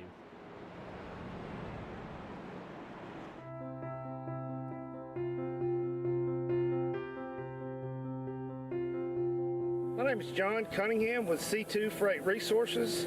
We are a Hub Zone certified logistics company here in Houston, Alabama.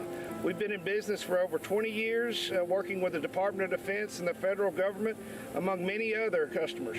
C2 is committed to truckload shipments along with less than truckload shipments across the United States, Canada, and Mexico. Our high level of service is what keeps our customers coming back year after year. Our industry-leading transportation management software, along with our tracking software, allow our customers to know where their shipments are at any time, any day. In closing, C2 Freight looks forward to earning your trust and business through actions day in and day out. We know if given the opportunity, you'll be pleased with our service and communication.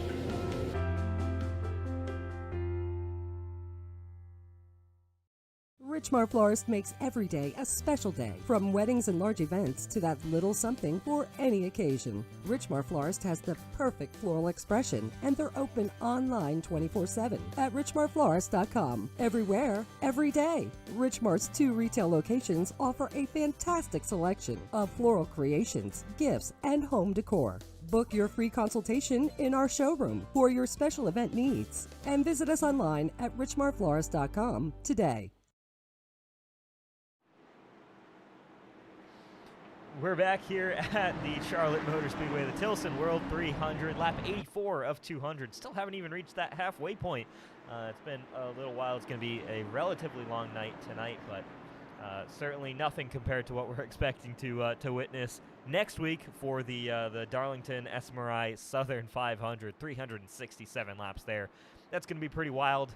It's going to be a total endurance race. Make sure you guys are tuning in to the Elite Racing Network and subscribed so that you're able to watch that race there and see the notification when we do go live. But we've still got a race to finish up here. Johnny Thomas staying out, as well as Vincent Isabella, Gerald Campbell, and Alexander Van de Sant. Then you've got Matthew Weeks and Ethan Burrell, the first hot guys with fresh tires on their cars. So again, a little bit of a shaken up field here. Some different race strategies playing out. It's going to be Van de Sant who controls the field, and he goes early, gets a nice big jump on Gerald Campbell on the inside lane there, but that outside not really moving with Vincent Isabella, and you can see there as Matthew Weeks trying to push that 42 car along. Ethan Burrell as well, slow restart on that inside lane. Yeah, that's the more surprising thing is that Ethan Burrell didn't get going. I kind of expected Vincent's got a little damage on this 42 car, and then Van de Sant's got a little damage on the 89. Oh, Weeks gets turned by Johnny Thomas. Weeks gonna go up and takes out Dylan Thomas hard hit. Think everyone else may be able to be all right, but oh man, big damage for Matthew Weeks, who was the dominant car today so far, and that thing's gonna end up in the wall. Yeah, that's probably day over there for the 11 car. We'll see about the 09 as well. Check out the iRace Online replay, but absolutely brutal there down the back straightaway. I was about to call that. I was about to say these guys are ready to wreck here. You saw just how chaotic that restart was, how kind of disjointed it was almost. Let's take a look and see exactly what happens as they come off of turn 2 here. You've got the run on that outside lane for Matthew Weeks. Oh, Johnny just came up. I don't even know if they touched and whether or not iRacing would have done that. And then the 36 is a completely innocent victim there, nowhere to go. Big props to the rest of these guys for stopping up and making that a 2-car incident, but oh man, what a bummer for Matthew Weeks, and just going for points there, nothing else he needs. As with that Daytona 500 win, he's been locked into the playoffs since race 1. All he has to do is make every race. Johnny Thomas definitely going to be hurting in terms of the points so far the rest of the way, but did that just, drop the race right into Ethan Burrell's hands? I guess that's the big question now.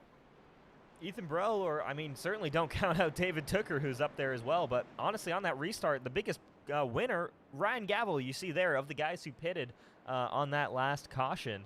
Ryan Gavel is now the leader of that. Your second place driver in the points Has not had a ton of luck recently, but got a great restart there, and now sits sits fourth behind Campbell, Van de Sant, and Isabella. Yeah, huge implications for the remainder of this race. Man, Weeks was very fast, had that capability to keep that 11 car up near the front all day. And now Gerald Campbell, third in points, up to the front. And yeah, again, and more, the other implication there is that Johnny Thomas, the points leader involved, how much damage does that 09 car have? Yeah, it could certainly be a big night for the points here. Johnny Thomas currently his worst finish, 37th at Watkins Glen. That was after an incident as well. Has been very consistent otherwise. You do have one drop round, so he wants to try and make sure that that remains his drop, and he's still able to score some solid points. Right now running in the 25th position, just 15 seconds on pit road, so potentially not too bad damage-wise on that 09 car. Didn't really take too much time on pit road to fix anything. All right, so then I guess the 09, I really looked like when he got down to the bottom there, you know, Johnny came up just a little bit to enter the corner, but I think Johnny thought there was a little more room. I don't know that there was anything nefarious. Johnny's running 3 wide on the bottom with older tires. He knows he's going to have to make the corner, but he also knows he's going to have a little bit of an arc. Just a slight misjudgment there. Hate that it took out maybe the fastest car here in that 11 car, Matthew Weeks, though. You know, it gives his teammates there now the opportunity to carry the banner for Pro Edge, guys without wins, to lock themselves into the playoffs. Can they do it? Yeah, it really opens up this race for sure. I mean, Ethan Burrell probably, you'd argue, would be the second fastest car. He's been there, right there with Matthew Weeks all race. But he's right now sitting behind Ryan Gavel. So, what we haven't seen is what Ryan Gavel and what other cars look like when they have the track position over Pro Edge Racing, because it has been the Matthew Weeks and Ethan Burrell show up front the entire race. On this restart, obviously, we've got a couple of cars still on that different strategy. We'll see how that plays out. But again, you're kind of more curious about what's going on a little bit further behind right now, because that seems to be what you'd imagine is the de facto battle for the lead. Ryan Gavel versus Ethan Burrell versus David Tooker, Andrew Rucker, Hank Steinmiller. That really seems to be that big group, and certainly don't count out Tyler Fode, who's kind of worked his way back up into this battle. He's right there behind Hank Steinmiller. So again, that 40 car, we know he's strong at these 1.5 mile racetracks as well. Look out for him. He hasn't been to victory lane, or he has been to victory lane, at Martinsville, but certainly hasn't been the season he's been hoping for. He's turned it around, though, in the past couple of races.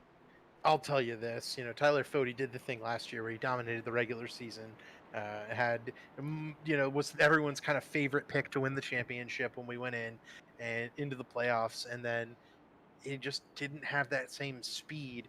I think Fode's kind of trying to play the Jimmy Johnson strategy this time. He's a good enough driver. He knows he's a good enough driver. He'll get into the playoffs, right? He won at Martinsville. He's in now. Been kind of not even holding back, but just relaxing, letting everything come to him as it pleases. And I think he'll turn up the wick a little bit once he gets into the playoffs and it starts to matter. Man, I don't know about you, but I am super excited for Chase Racing and getting that underway and taking a look at what that field's going to look like in terms of the drivers we have chasing it for a championship. It's going to be super exciting. Already thinking back to this time last season when we were starting to really see what that picture was going to look like, who's getting locked in, things like that, whether it's through wins, through points. Again, just 2 more races to go. That Southern 500 is probably going to be the last major swing, and then, of course, Daytona to finish off the regular season. Again, we've got a lot to play for in terms of points here.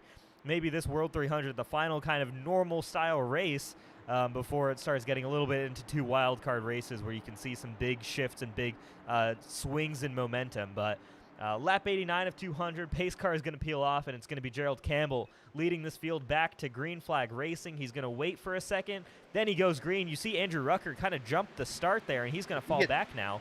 Did he get damaged? I think Rucker bounced off the rear end of Ethan Burrell. He might have gotten some nose damage on the 64 car. Yeah, one of the faster cars here is now maybe with some nose damage on the bottom, and Campbell way out in front. Van de Sant, the one falling back.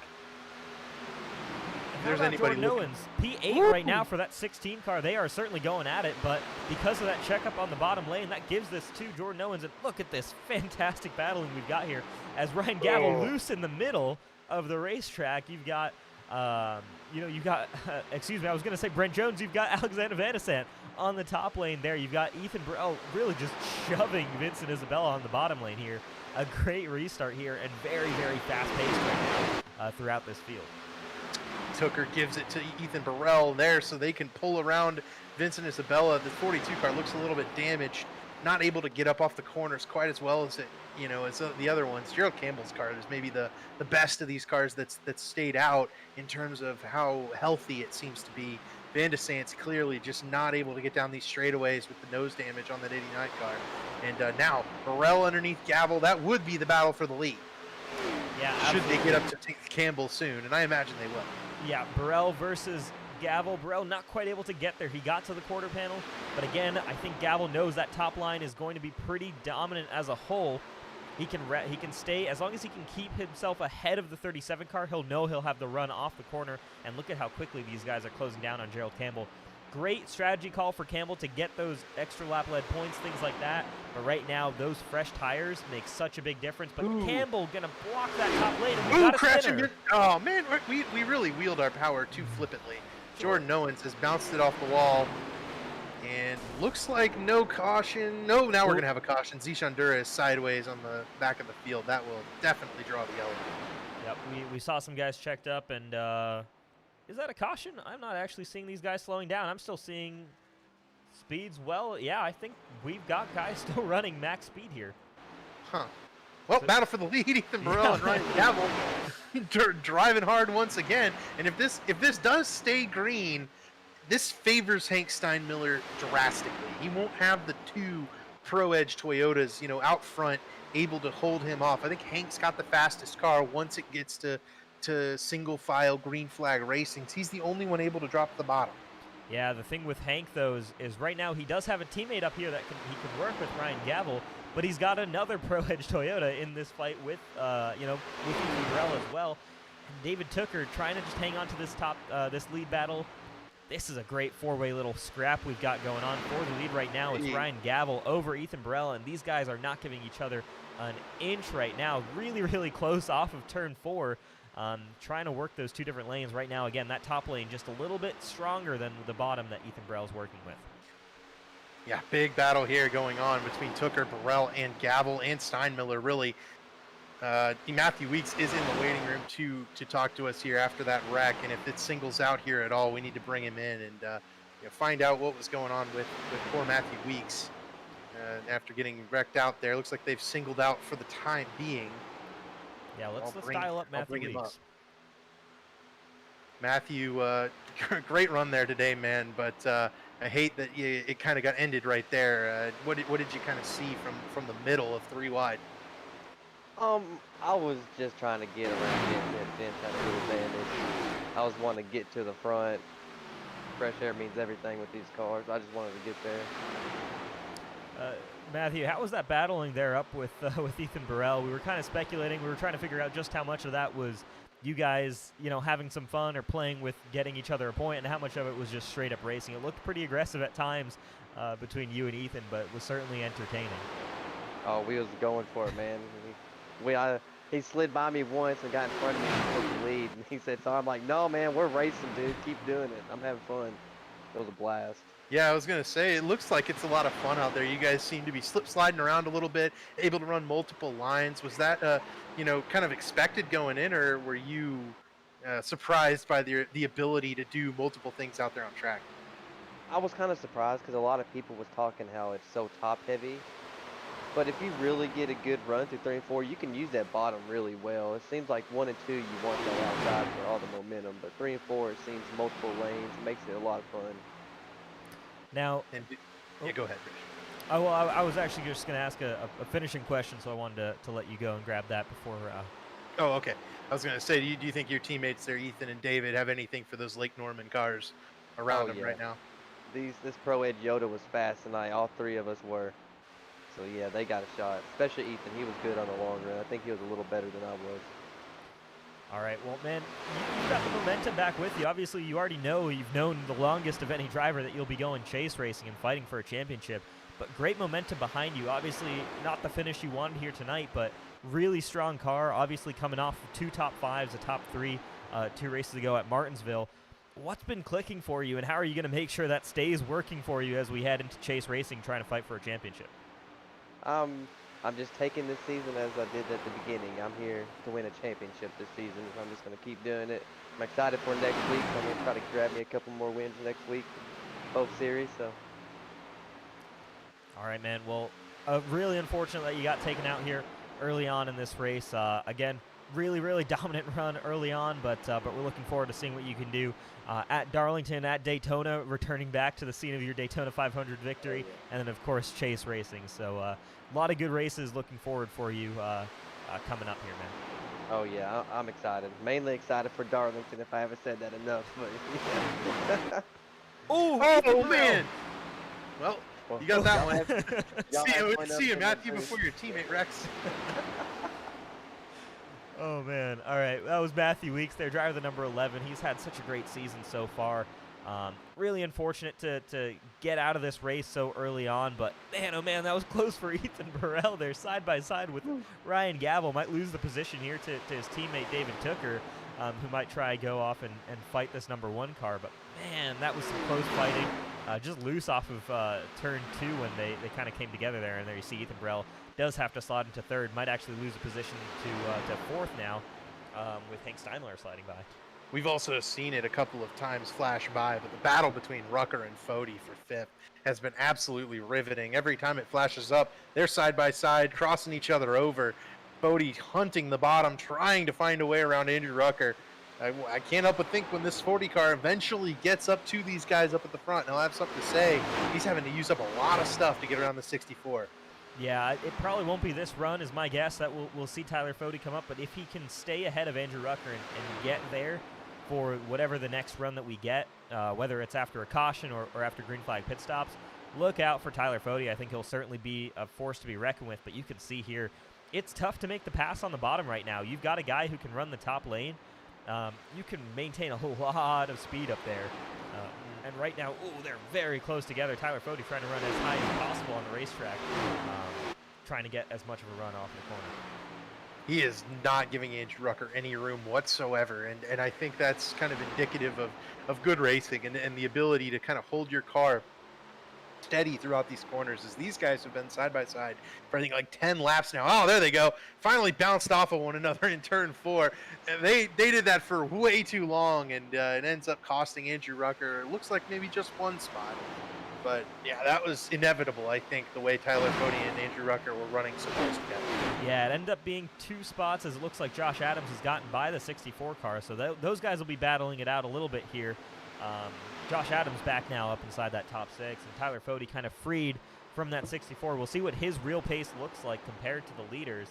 Up front, they're close together, still on track here, as it's Gavel now with Tooker trying to attack with the help of Ethan Burrell, and there you see Tooker right on the bumper as they head through turn 1, trying to see what he can do, and Hank Steinmiller, the only guy daring to go to that bottom lane, and here comes David Tooker. Tooker got into Gavel a little entering that corner, got him a little bit sideways, I think cost him the run down the back, and it gave Tooker the drive off to get to the inside lane here. I mean, this might be a textbook pass by the World 600 winner from last season. At the line, Ryan Gavel by that much, but now Tooker has drafting help from teammate Ethan Burrell. Yeah, I wanted to take a look actually and see here. David Tooker has had an amazing run at Charlotte Motor Speedway the past couple of times he's visited. Finished second to... He's going to... Oh, Ryan Gavel with an incredible save. Jeez. Woohoo, man. I can't look away. I'm going through and trying to look for stats on David Tooker at Charlotte Motor Speedway, and there's all this crazy stuff going on track. You can't look away for an instant from this race, ladies and gentlemen, as David Tooker is still trying to get past Ryan Gavel, who's still holding on with a very loose-looking race car right there. I think they got net-coated together down the back straightaway a little bit. Tooker tried to get really close to Gavel, and it just sucked them together, and it turned Gavel completely sideways. Gavel went down and came back up and almost bounced the one off the wall, never let out of the gas pedal, and just stayed in it and ripped the top and took the lead back from David Tooker. What an incredible move by Ryan Gavel, able to hold them off there, and maybe not too happy about it, but they're just racing really hard right now, man. I don't see how you can possibly see that as anything else. What a move by Ryan Gavel to hold that car straight. There is no quit in these drivers because despite how well some of their seasons have gone, none of these 4 drivers fighting for the win here today have been to victory lane this season. That's how important this is to these guys. They want to win. They're dying to win a race here in the Elite JoinAPS Cup Series, and they'd love to get it done here at Charlotte. I was going to say David Tooker won the World 600 last season, won the Xfinity Series championship by finishing 2nd here at Charlotte. He knows how to get it done at this racetrack. He's figured out this racetrack, and we're seeing that again on display here today. David Tooker, a very, very serious threat for the win. Of course, but I think any of these 4 drivers, honestly any of the top 5 drivers, you look at Tyler Fode, expect him to be in this battle as well. They're all going to be in contention for the win here at the very end of this race. I'm big impressed. I've called him out a number of times, but Hank Steinmiller, his ability to just kind of stay up here and challenge these guys, I wonder if he's holding back a little bit. Running this bottom lane, he's the only one able to run the same speed as the rest of the cars around him by running the bottom of the track. You know, every time we've seen anybody else drop to the bottom, they fall back, they get sideways. Hank, rock solid right on the bottom every time. He's able to kind of Kevin Harvick line it, if you will, where he can run the bottom when others can't. Absolutely. Here you go. Hank Steinmiller close to, it's kind of a closer battle for 2nd place here, really, as Ryan Gavel's got a little bit of a gap, but Ethan Burrell not really ducking out on his teammate right now, staying with David Tooker. They're going to probably try and work together a little bit here as they've got to compete with these 2 Lake Norman Motorsports Chevrolets, but Ethan Burrell maybe a little bit loose there up through 1 and 2, and falls back behind David Tooker. Tooker now back on the rear bumper of the number 1 car. So this is shifting very quickly the momentum within this group of 4, but we haven't seen any overtakes because as long as you got that top line, the leaders are able to defend pretty well. You'll see David Tooker probably slide to the bottom here, try something out. Gets so close to the 1 car, but probably won't be able to get a move done here. Only Hank Steinmiller there running that bottom lane. David Tooker has been, I've really thought he's burned up his tires the amount of times I've seen him sideways. Shockingly enough, though, he's able to just drive right back to the back bumper of the 1 car and present another challenge. I think that speaks to the speed of this 19. You know, he was the race winner. Like, you've kind of gone over the David Tooker stats, and we keep talking about it. I was just so impressed with that drive last year. He needed it. He was not going to make the playoffs without the race win. Went out and got it at Charlotte. We're back here again. Sight of it, he's got to have that confidence that he knows, look, if I can just get the lead, I know I can hold it. I know I can win the race.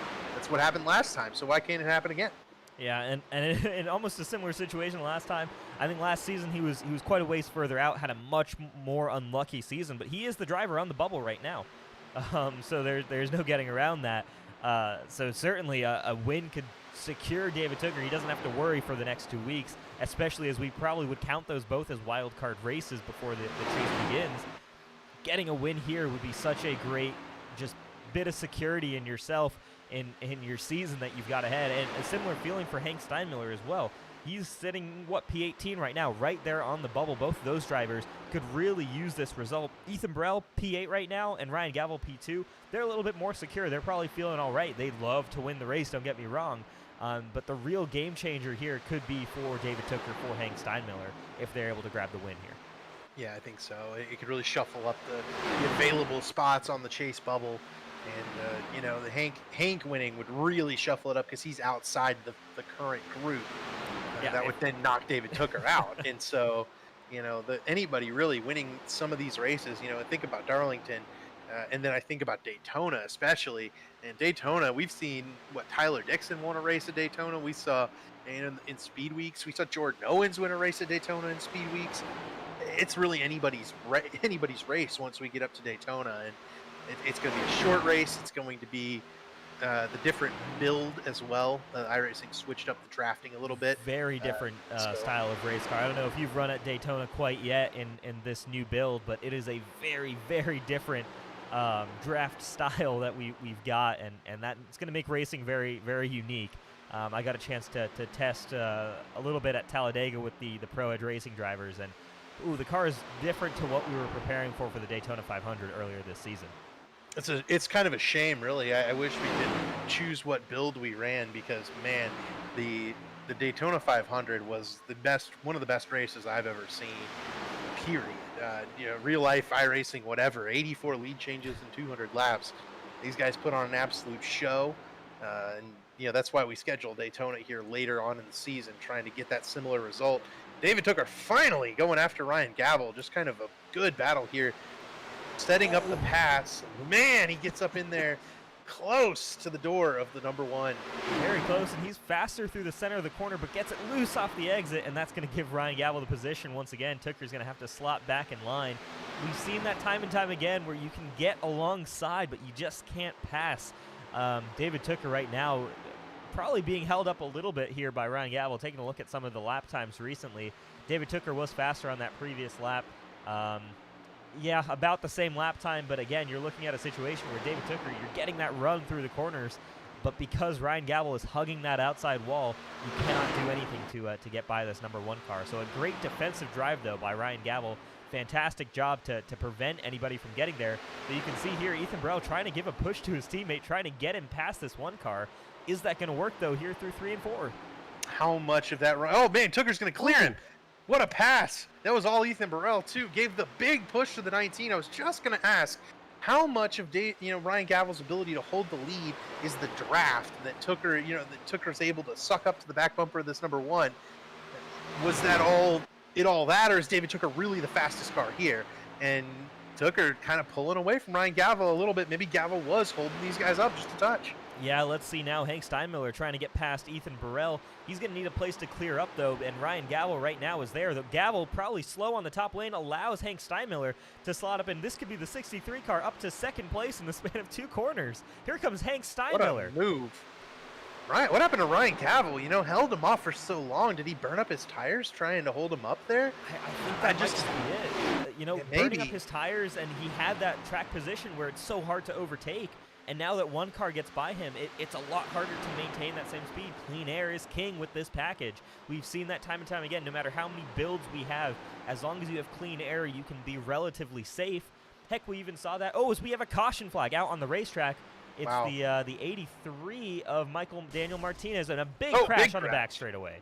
Big crash. Corey Abbott, Caleb Thompson, Dustin Dewar, Jordan Owens slides it to a stop. Scott Haney. Avoid. All right, let's take a look and see exactly what happened here. And that's just as David Tooker and Hank Steinmiller went to 1-2. So again, a big shakeup. Great timing there by those drivers who just took those positions in the front pack. So here you go. It's going to be, looks like it's Michael Daniel Martinez off the wall, comes down into Dusty Dewar and causes that big smoke. We've talked about this a couple of times here. Drivers trying to get through that smoke. Oh, there you see Corey Abbott just slides through.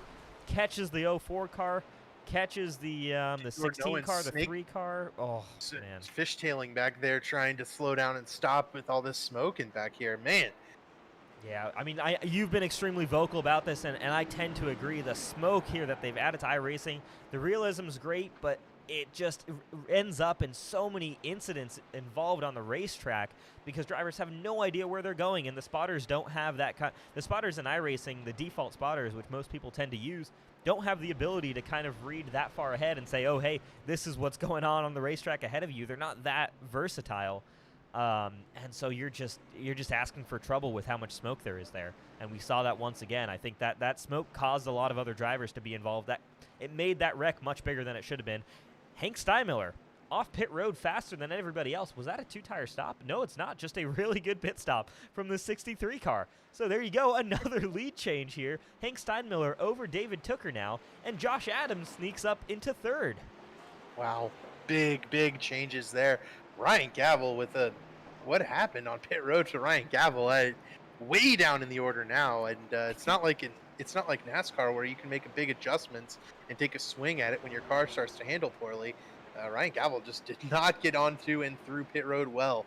Lost 4 seconds compared to his competition. Maybe he overshot his pit box a little bit? That would be my guess, honestly. I don't know when they start the pit stop official timers here, because his pit stop was fine. It was actually a really fast time stationary in the box, but I think, yeah, he might have just slid his tire, so he had to back it up, get back into position, and that lost him a lot of track position down in P11 right now. Scott Haney stayed out on the racetrack, but he's going to come back down pit road, so it does hand the lead over to Hank Steinmiller. So again, a new leader, Hank Steinmiller over David Tooker, then Josh Adams and Jared Rexing. up into the top 4. So a completely new top 4, at least a new order to what we were just looking at for this lead battle. So massive changes here. This caution is really shaking things up. Lap 126 at 200. Tyler Fody is going to be back to 19th. I don't know what happened on his pit stop, but another car that was up in the top 5 that had a major issue on pit road. Yeah, I mean, did he get a lot of damage when he and Rucker got together? Could have been, because, yeah, it definitely looks like damage repair for Tyler Fody. Stationary on pit road for 40 seconds. So certainly, you know, must be damage, I'd imagine. I can't imagine there's anything else that would keep him stationary for that long. So Tyler Fody trying to, you know, get his car back into a reasonable shape. Might have felt it wasn't handling too well on that last run. Decided to fix that damage there. So that drops him back. He's going to have some work to do, get back up the order. Johnny Thomas up into P12. He's had an up-and-down race for sure so far today, but still very much in the race. Chad Frankenfield, he fell way back earlier on in the race, was involved in an incident up to P11 right now. So it's a lot of big swings, big shifts. Josh Robin, your Bristol SMRI night race winner, they're up into P6 now. Big shifts. I mean, this 8 car, we saw at the World 600 last season. He was leading the race for a large majority of that first half of the race. Could the 8 car come in and kind of steal the show here, starting in P6? A lot of different drivers here, a lot of shaken up order. To him or Jared Rexing that led all those laps in the World 6? I think it was between the two of them. Those two were kind of in a class of their own. They're leading the way in the World 600 between Jared Rexing and Josh Robin. Both of those guys right now up P4 and P6. So again, look out for them. They could have a run here late in this race. Yeah, but all in all, it's the Lake Norman Motorsports number 63 of Hank Steinmiller that gets the lead. The Ruthless Motorsports number 95 of Josh Adams behind him. Yeah, Pro Edge Racing's David Tooker in the top groove with Jared Rexing directly behind him for Racing Point Lemu. Yeah, so big shakeup in the order.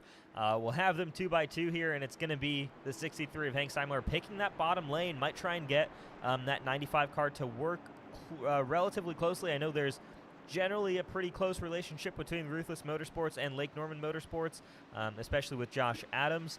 So those guys might try to work together on this restart, get that bottom lane rolling pretty well. Ethan Burrell down there, he's hoping to try and recover, get back up some positions that he lost on that last restart that we had. David Tooker on that outside lane, hoping that Jared Rexing can kind of get him past this 63 car, at least get him in line with the 63 before the 95 gets past. So big shakeup in the order, could potentially see it shaken up even more. We've seen these restarts get pretty hectic. Pace car is going to peel off. We're zoomed out pretty far here, but there you go. The 63 car, control car, he's going to hit the green flag right now. Get out of her way, and here we go. He's got a gap. David Tooker can slot down on the bottom. He takes it. Not a great restart for Josh Adams. That bottom lane not really put together too much behind Ethan Burrell, but they're going to be 4 in a row here on the bottom. Probably going to stay past Jared Rexing, and it's going to be Hank Steinmiller versus David Tooker for the lead down into turn 3. What we're going to have to see is whether or not the 19 and 63 and the 37, the guys that have been up there, are they faster than the rest of this group, or was that just the track position that was keeping them up towards the front?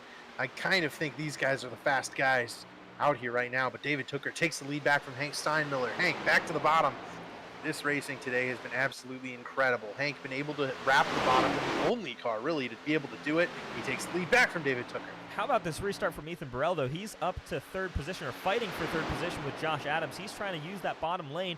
He's got David Tooker now in front of him, and you're seeing actually this bottom is working. David Tooker slides up in front of the 63. The 63 almost runs into the back of the 19, but he comes down to the bottom of the racetrack. He's going to wrap that bottom lane in 1 and 2 once again. What great battling we've got here. Lead change after lead change, lap after lap, here on lap 130 of 200. That was awesome. What a great job. A little sequence there between Steinmiller and Tooker fighting it up for that lead spot. My eyes on Ryan Gavel in the back of the field. He's up to 6th already in the 1 car. I remember, though, he was kind of really good right at the start of the run, fell off badly, and he just about wiped out there as soon as we started talking about it. Oh man, we've got to stop turning these cameras last minute to these drivers, but here we go. This battle for the lead still going on, and Chuck Sweeting setting back-to-back fast lap times. Sweeting up to 6th position. Look out for that 75 car. He's now a factor in this race for the lead, as again, another switch back there for the lead. Hank Steinmiller clears himself in front of the 19 car. This time, though, David Tooker doesn't make the move on Hank Steinmiller. That might settle the deal here for right now with Hank Steinmiller, your kind of settled leader, but there you see Chuck Sweeting now looking to the inside. He's going to pass both Jared Rexing and Josh Adams, maybe even Ethan Burrell as well. The 75 car has come to life late in this race. Chuck Sweeting, where'd he come from? And that's pretty standard Chuck Sweeting material there. I mean, just suddenly pulling very fast lap times out of nowhere. No strategy calls. He's just been quietly sitting in the back end of the top 10, top half of the top 15. Now he's top 5, and he's able to push this car a lot more than he has all night. And the speed is there. Chuck is fast, but Hank Steinmiller is able to hold off David Tooker for now. Yeah, I was going to say Chuck Sweeting is almost like Elite Racing League's version of Kevin Harvick. He's just there at the end, the finisher. He's able to get the results at the very end, even if he doesn't run in the top 5, run in the top 10 all day. The results are always there when it comes when the checkered flag comes out. Chuck Sweeting looking really, really strong right now, fighting it out with Ethan Burrell, Josh Adams, two cars that have looked very strong all race long. Have looked like race-winning cars potentially, and Chuck Sweeting hanging with this group right now, but it is Hank Steinmiller up in front by 0.3 of a second over David Tooker.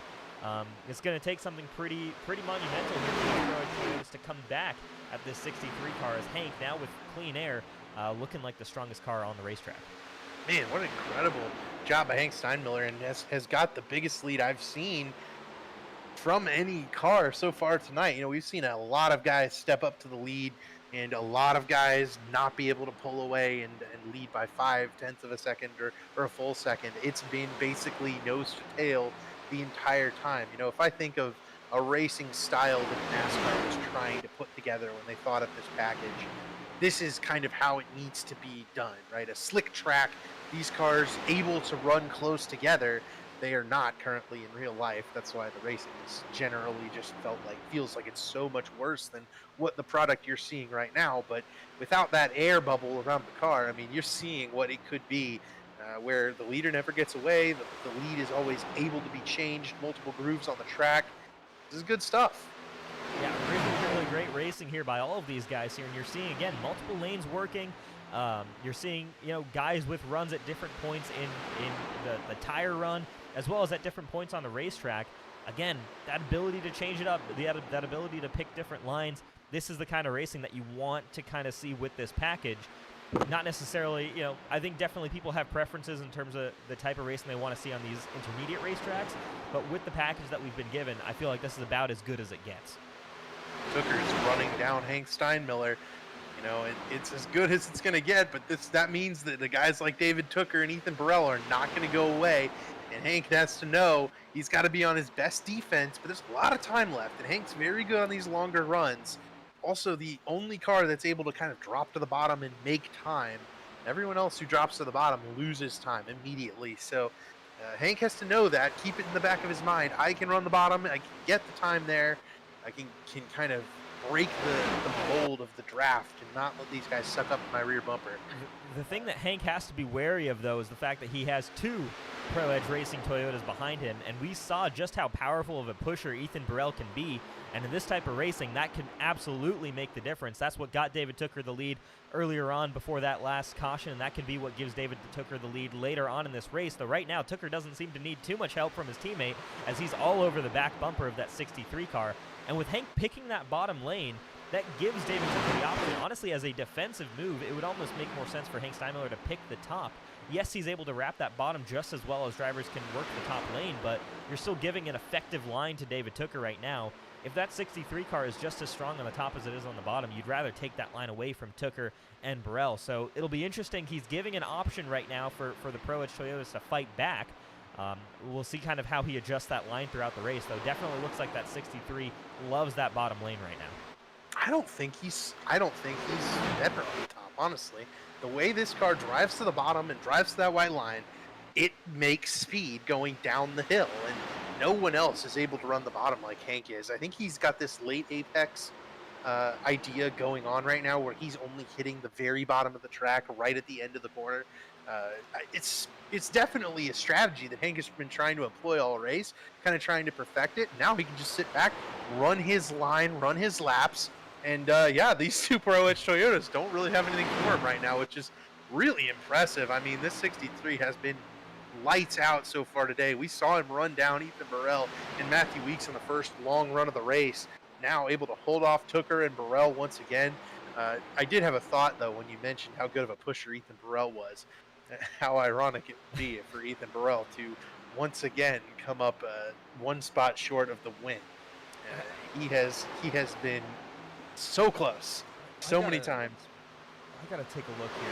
This season, he's actually only had 2 top 3s this season, so it hasn't been as crazy. It's felt like more than that for sure.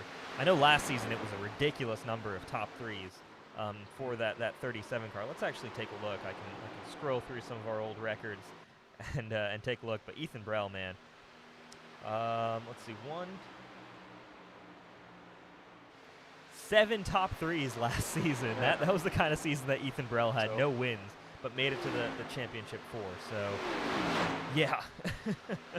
so wait, seven top 3s in, what is this, 18 races. Plus, you know, we've run 8 more races, and he's got 2 more top 3s. So 9 in, I think, 26? Something like Good that. grief. That's a 1 in 3 chance of Ethan Burrell finishing top 3 but not winning. That's a painful existence there for that third. Certainly, it's great points-wise, and he's been there. We get to interview him, talk to him after every race. But, I mean, we certainly get tired of saying Ethan Burrell, so close, but so far, man. Right now, running top 3, but, again, long way to go in this race. Expecting another pit stop as well. And if we stay green flag, it could be another green flag pit stop that we see here to get to the finish. Can certainly shake things up with guys taking different strategies, pitting on different laps, that big change. So it's certainly not all done and dusted here in terms of this top 3. Yes, they look pretty spread out right now, but still very much to play for. And don't count out the likes of Josh Adams and Chuck Sweeting either. Same with Ryan Gavel, Jared Rexing, that kind of second group of cars back from this top 3. Hank Steinmiller has changed this race, though, man. He has changed the line. He's done something completely different than everyone else. Now you see guys back here trying to run that lower line, Chuck Sweeting, Ryan Gavel, trying to get that run that Hank Steinmiller's getting. They're doing something that he's pioneered, and he did it from the start of the race. There were a lot of guys trying to make that top lane work. No one was willing to commit to figuring out that bottom groove. Hank Steinmiller made it work, took the lead, and has driven away to the biggest lead we've seen all day long from anyone. That's really, really good racing and good racecraft to be able to essentially invent the winning line if it does hold for Hank Steinmiller. Yeah, I mean, massive props. I'm actually trying to figure out, because we were both in the Lake Norman Motorsports chat a little bit before the race, talking to some of them. And was it Hank Steinmiller who said we would be wrapping the bottom the entire way around the racetrack versus what other people might have been saying, where the top line might have been superior? Hank was pioneering it. He's been on it since the beginning. And you know, we raced on Monday at, I believe it was Homestead. Hank was adamant the top was not the way to go. You have to run the bottom. Where did Damian Leininger and Tyler Fode go 1-2 at? Bottom of the racetrack. Never touched the top lane. Absolutely, yeah. No, I remember that race, and actually watching during practice as the top lane just became less and less effective. It is very interesting to see how the track evolution is a very real thing here now in iRacing, and it's something that you do actually have to adjust your line throughout the race. There's not one line that you can work with. David Tooker coming back on Hank Steinmiller a little bit here, as they've kind of both left Ethan Burrell now behind.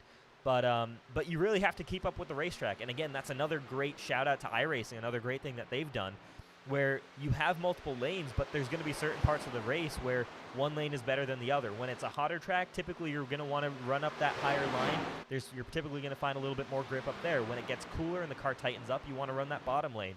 And so you see that as the night runs on, or as the day runs on, the afternoon runs on in this race in race time, typically you'll find drivers, they should be migrating to the bottom.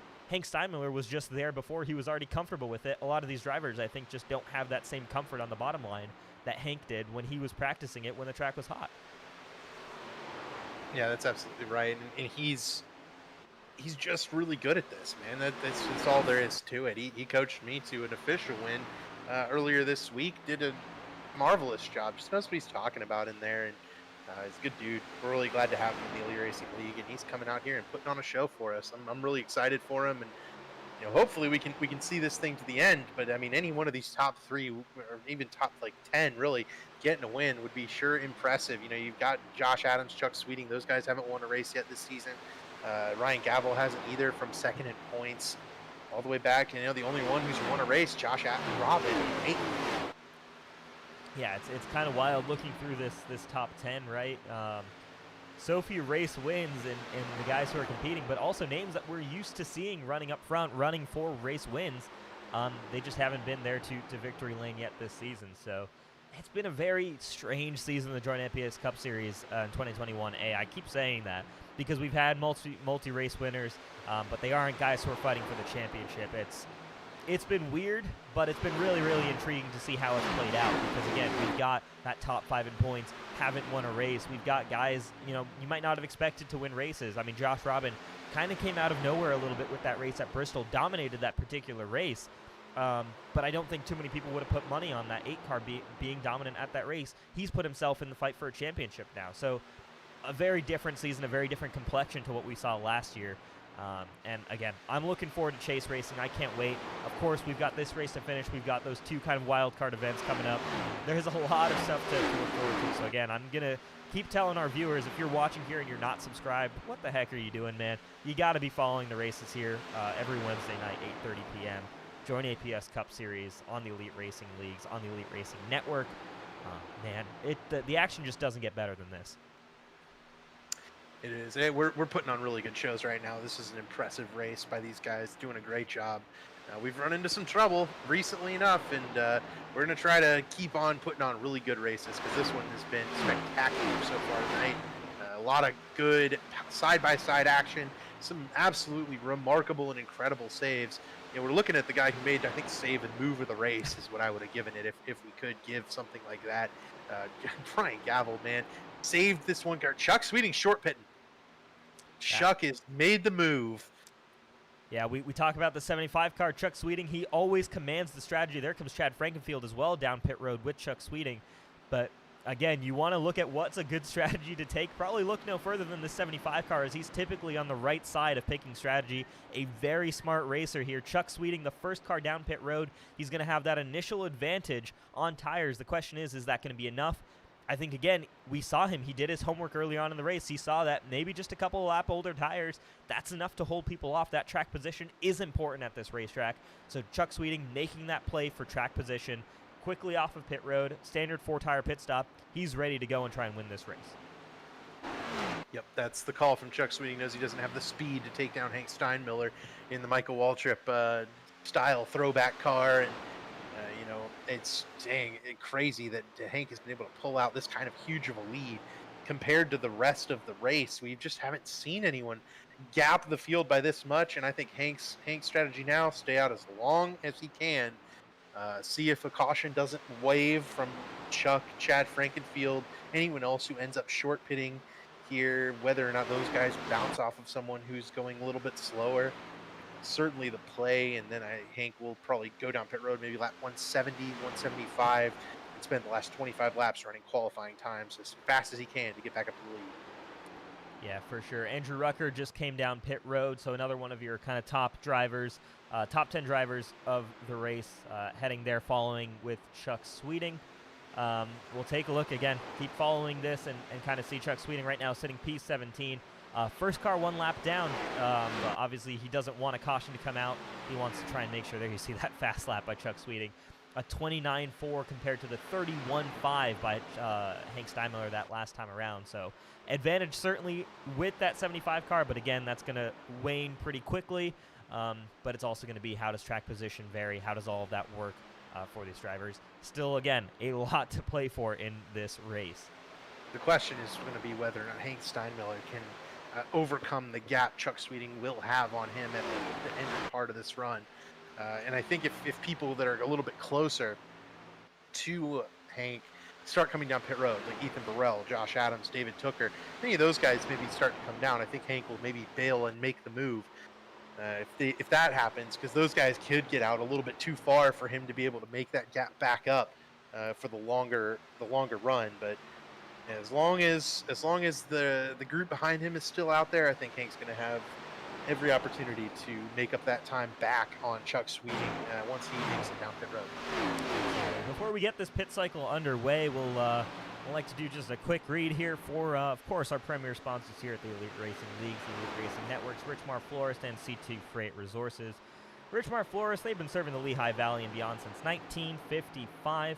They've grown into one of the most recognizable floral names in the racing world. You can see a ton of racing teams with their sponsors on the cars, especially in the NASCAR Cup Series, Xfinity Series.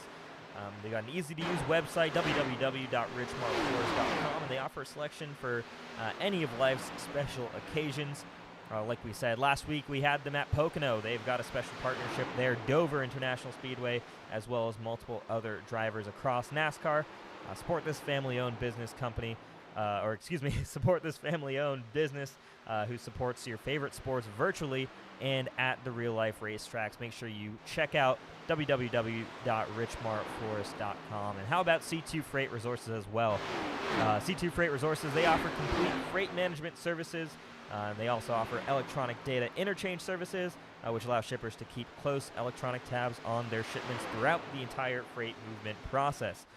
For more information, check out C2 Freight Resources. They're able to help you ship just about anything from food to office equipment, and whatever you need to ship, they have access to the necessary equipment to get your stuff moved. So check out C2 Freight Resources. Check out Richmar Florist, both amazing premier sponsors here at the Elite Racing Leagues.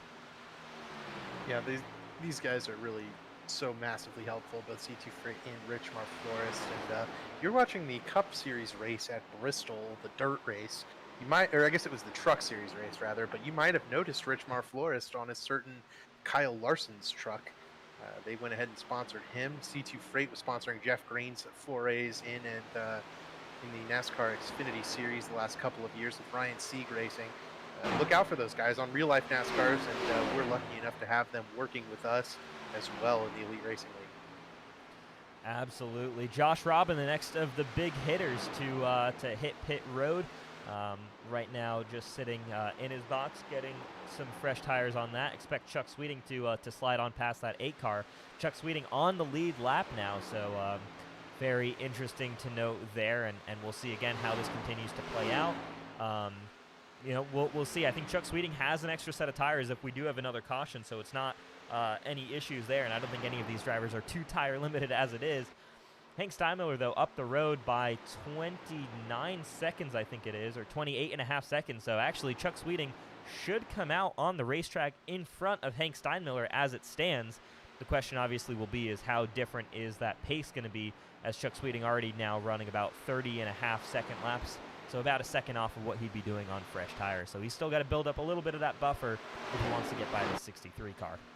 You know, what I think Hank needs to do now is run this thing to 175. Maybe you can chance it and go to lap 170 here, but I'd try to kind of push it the envelope just a little bit.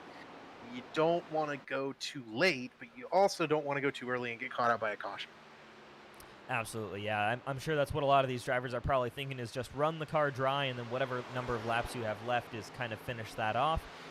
But you kind of have to leave, like you said, I think you have to leave some laps here, especially with drivers making up a lot of time on those fresh tires. You have to give yourself a chance to get by them. So it's that balancing act that these guys are kind of working on.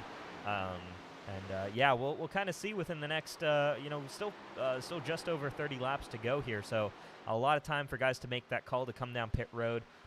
Really, that top, top 9 still, or top 10, excuse me. Yet to come down pit road here, though.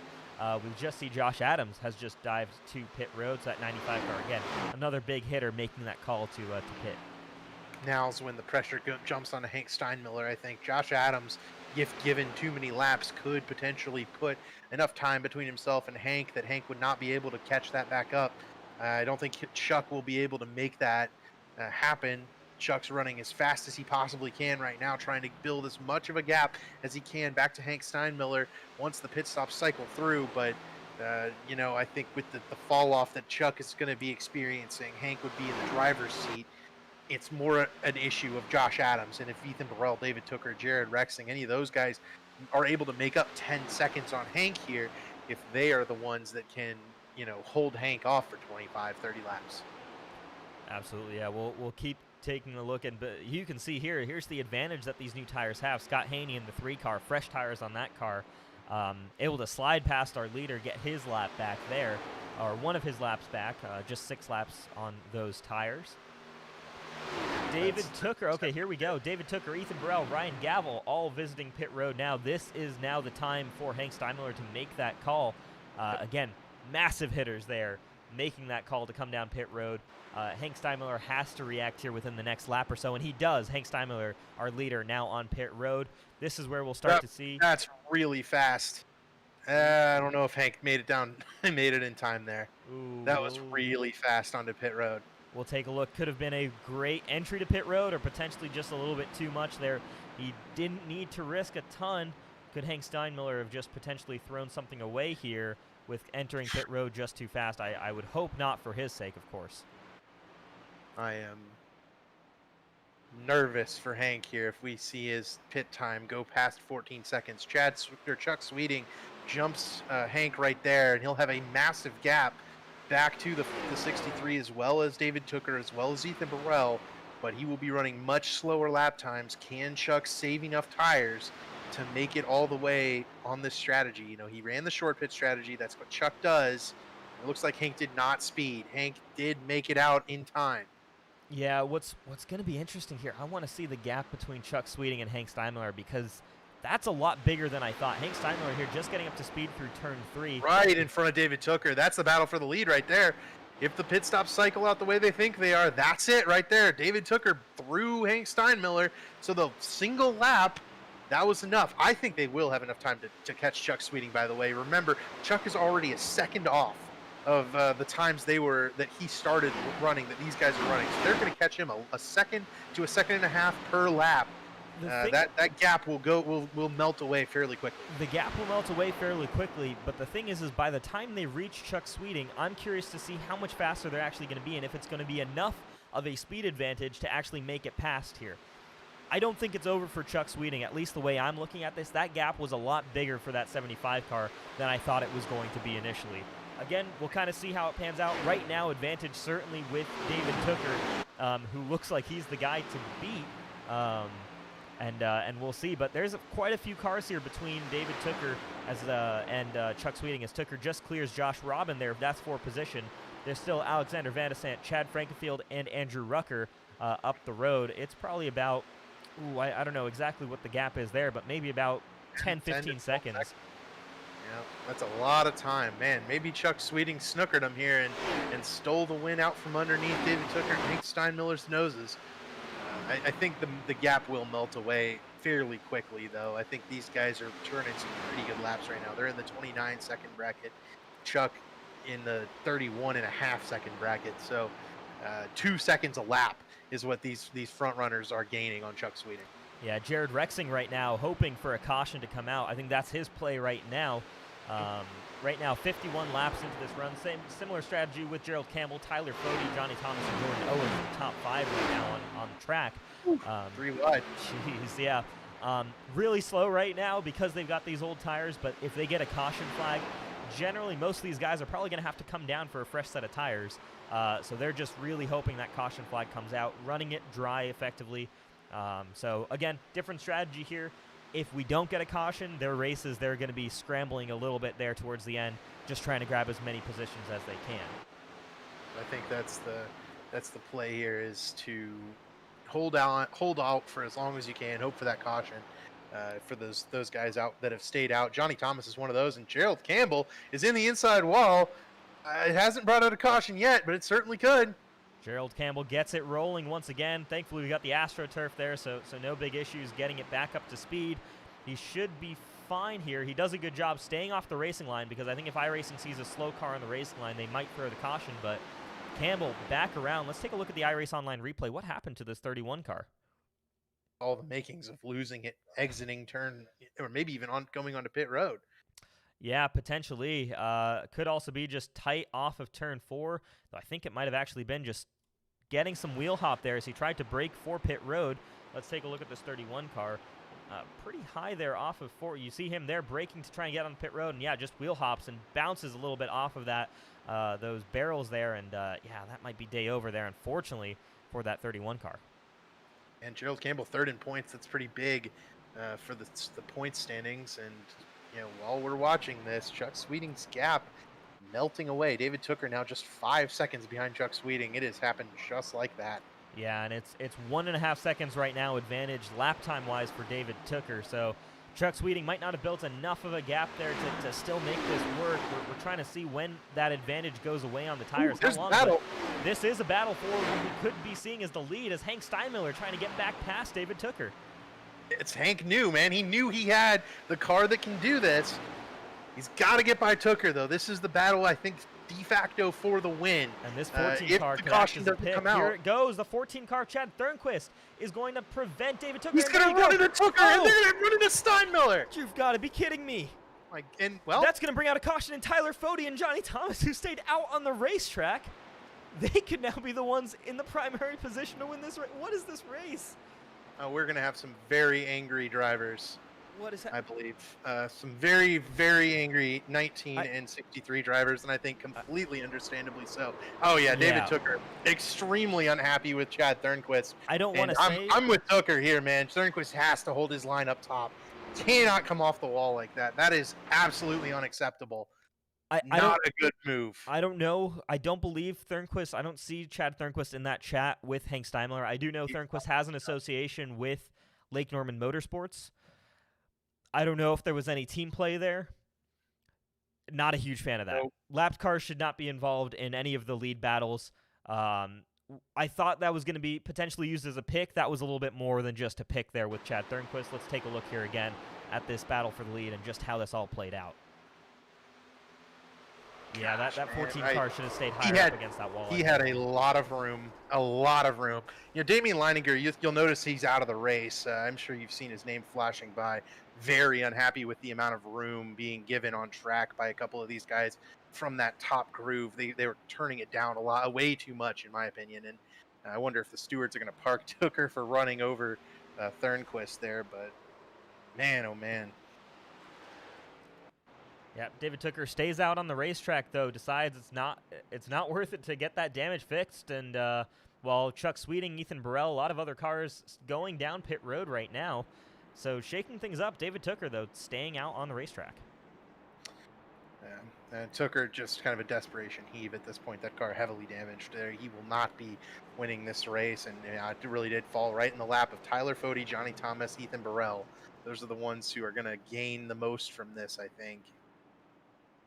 Whew, buddy, man. That is the second time we've seen the leader, the strongest car of the race taken out. Or the strongest car is taken out. We saw that with Matthew Weeks early on. We just saw that with Hank Steinmiller and David Tooker, who have been the next strongest cars after Matthew Weeks, probably. Man.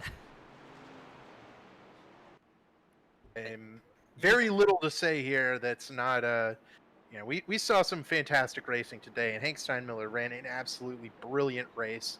He's not going to get the result that he deserved, which was either a P1 or a P2, bottom line. I mean, he was racing for the de facto win with David Tooker right there.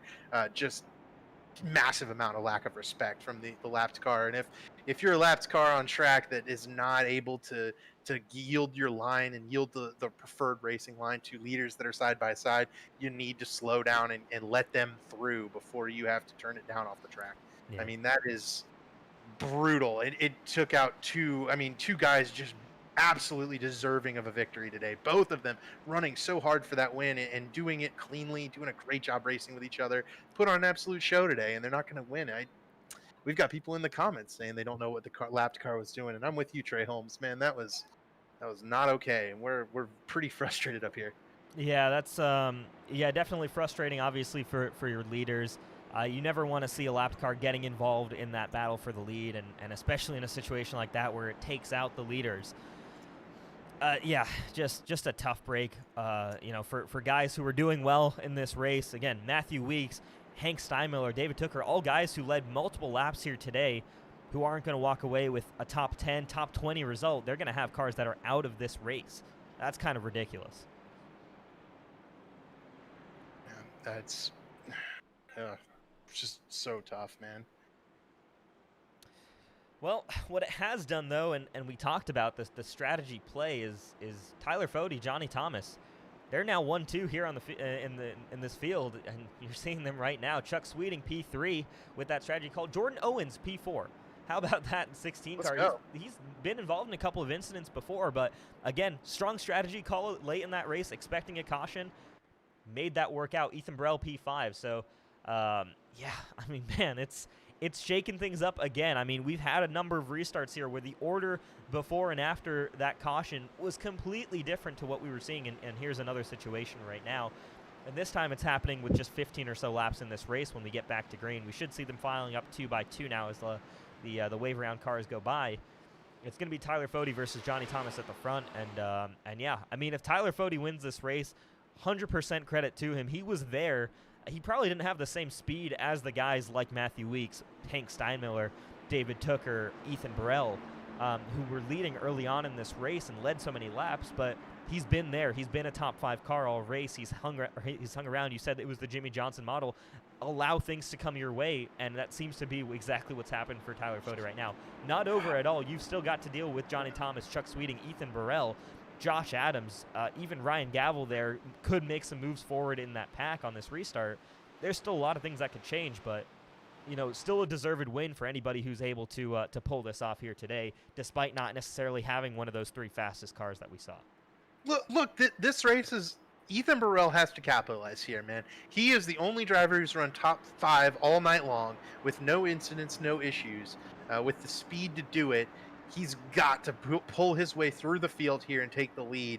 This is his time, man. The race has come his way. Come on, Ethan, man. You got to do it this time.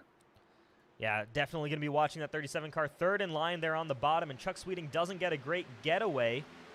That could potentially make it tough for that 37, but Chuck Sweeting does get to the inside of the 09 car, preventing him from taking that bottom line. And here you go. If Ethan Burrell can clear for 3rd position, he's very much in the fight, and I think he has cleared Johnny Thomas.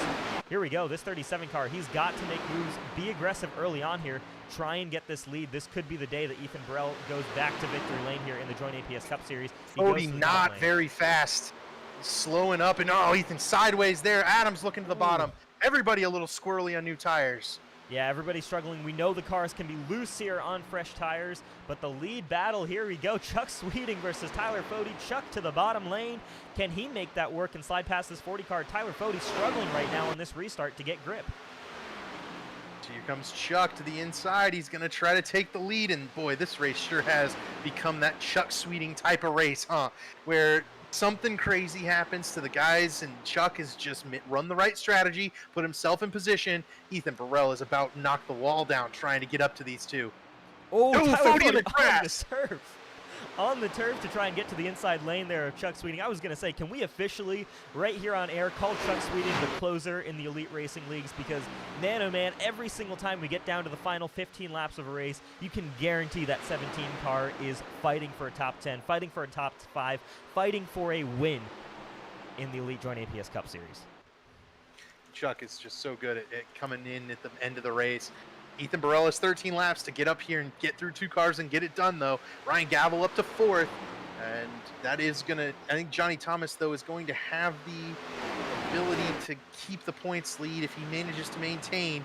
Burrell faster than Fode. He's got to get through Fode quickly if he has any chance to catch Chuck. Here comes Ryan Gavel as well, up to P4. He's got a lot of pace.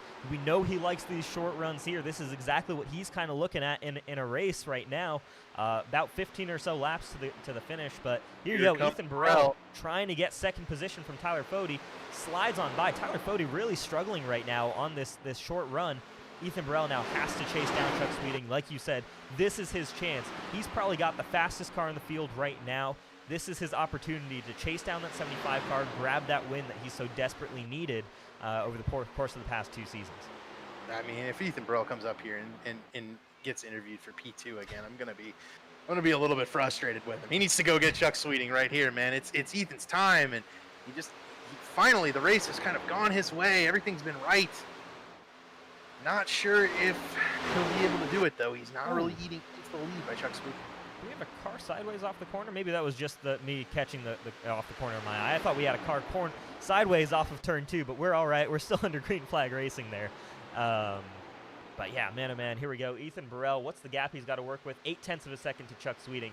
What can he do to close that down? That last lap, not much. Actually, a little bit slower than that 75 car. The Ryan Gavel has now cleared Tyler Fody as well. So again, look out for this one car. Could he be the spoiler? Or could he try and take this win away? I think, you know, these guys still have some work to do to close this gap into Chuck Sweeting. 0.7 of a second is a long way back, and they don't quite have the draft there from that 75 car to suck back in. Yeah, I don't know if Chuck's maybe gotten a little too far out in front to where Ethan won't have enough time to get into him. But, you know, 8 laps, caution could come out here. We've certainly seen wilder incidents happen, but man, oh man, for Chuck to be able to jump up to the front and capitalize once again, he does this so often that it's hardly surprising anymore. When Chuck Sweeting puts himself in position for the race to fall into his lap, it tends to do so.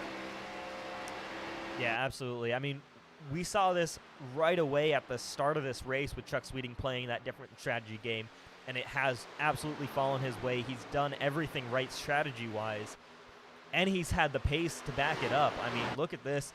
He made that gamble pitting early. It gave him that early track position. Once everybody cycled around, Chuck Sweeting was in position to lead this race, to bring this field back to green in the lead, and an amazing, amazing job right now.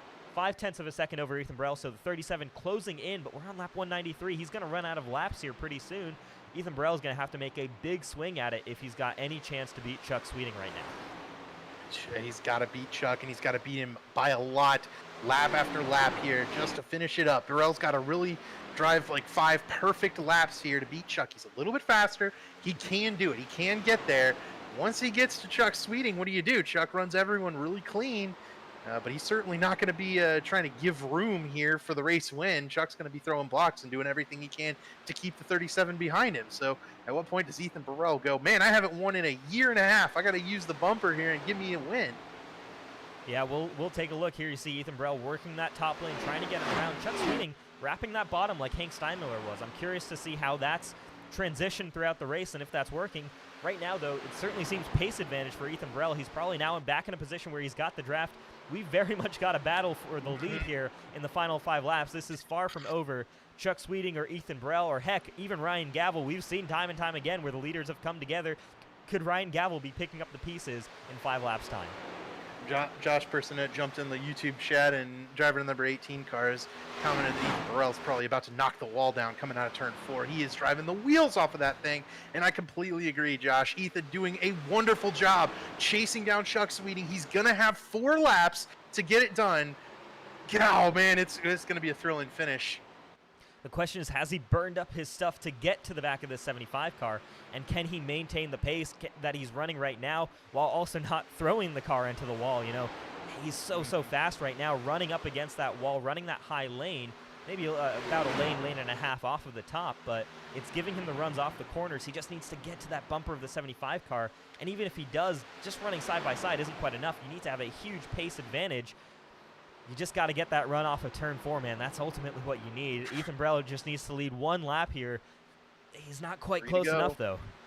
Just not able to get to Chuck's back bumper, not able to do anything with him. And Ethan Burrell doing everything he can to make it right here and to try to win this race. It's been so long for Ethan Burrell. Chuck Sweeting, remember, won last year at Rockingham in a fairly similar race where the leaders crashed and Chuck took advantage. Ethan's there now. Coming to 2 to go. Here we go. 2 laps to go, and Ethan Burrell versus Chuck Sweeting. Nose to tail here. Ethan Burrell trying to work that top line. Chuck Sweeting defending on the bottom. 2 to go at Charlotte for the World 300, the Tilson World 300. Here you go. Once again, Ethan to the top, trying to get that run off of turn 2. Chuck wrapping that bottom. I wonder if that top lane's just gone away a little bit. It doesn't seem to carry that same speed it was earlier in the race here. Chuck right Sweeting there. defending to the bottom. What can Ethan Burrell do? He's going to try and make that run on the top. Once again, like I said, he just needs to lead off of turn 4 once, and Ethan Burrell could try and get it done, but he's got to make a big swing at it here on the final lap. 1 to go here at Charlotte Motor Speedway. It's not like Chuck's running the bottom lane or the top lane where he can get underneath him. Ethan's got to get a big run out of turn 2 this time if he wants to beat Chuck Sweeting. He might have done it, though. That's a pretty good run. He's going to get to the back bumper. I don't know if there's going to be enough time. I don't know if there is either. Here you go. He's Ethan to the underneath bottom. Underneath Chuck Sweeting. Is there going to be contact? Ethan Burrell's not going. He's going to get my tight in the goodness. center of the corner. It's going to be Chuck Sweeting off of turn 4 to win the Tilson World 300 after a stellar finish between him. Ethan Burrell once again comes up short in second position. So close, but once again, no victory lane for Ethan Burrell. What a race, though, by Chuck Sweeting and Tyler Fody nabbing P3 from Ryan Gavel there just at the end there. What a finish to an amazing race here at Charlotte Motor Speedway. What a great job. You know, Ethan Burrell could have sent it in there and put Chuck Sweeting in the wall. He absolutely could have, and just didn't do it. Ethan's didn't let the desperation get the better of him there to win a race like that. And you know, there's some respect there, I think, for sure, that it's Chuck Sweeting. He's not going to just shove Chuck Sweeting into the wall. These guys got to run together every week, and I think there's a lot of respect given and shown by the Elite Racing drivers, and they put on an absolute whale of a show tonight. I am beyond impressed with 95% of the field. Yeah, I mean, a fantastic race. Definitely disappointing. I think there were a lot of cars that were race-winning potential taken out, but I mean, you know, you cannot have a more Chuck Sweeting type race than this, where survive, man, survive to the end. These longer races, he loves them. When you play the strategy card, when you do all of that, Chuck Sweeting, you can guarantee he'll be involved. And heck, we've got Daytona coming up, which generally favors some guys maybe playing a little bit of strategy, especially with how you bump. You've got a long race at Darlington coming up next week. This could not be the last time we see Chuck Sweeting in victory lane in the regular season. He's, of course, now going into the postseason, fighting for a championship here. Do not count out the 75 car. Amazing job by Chuck Sweeting there to grab that victory.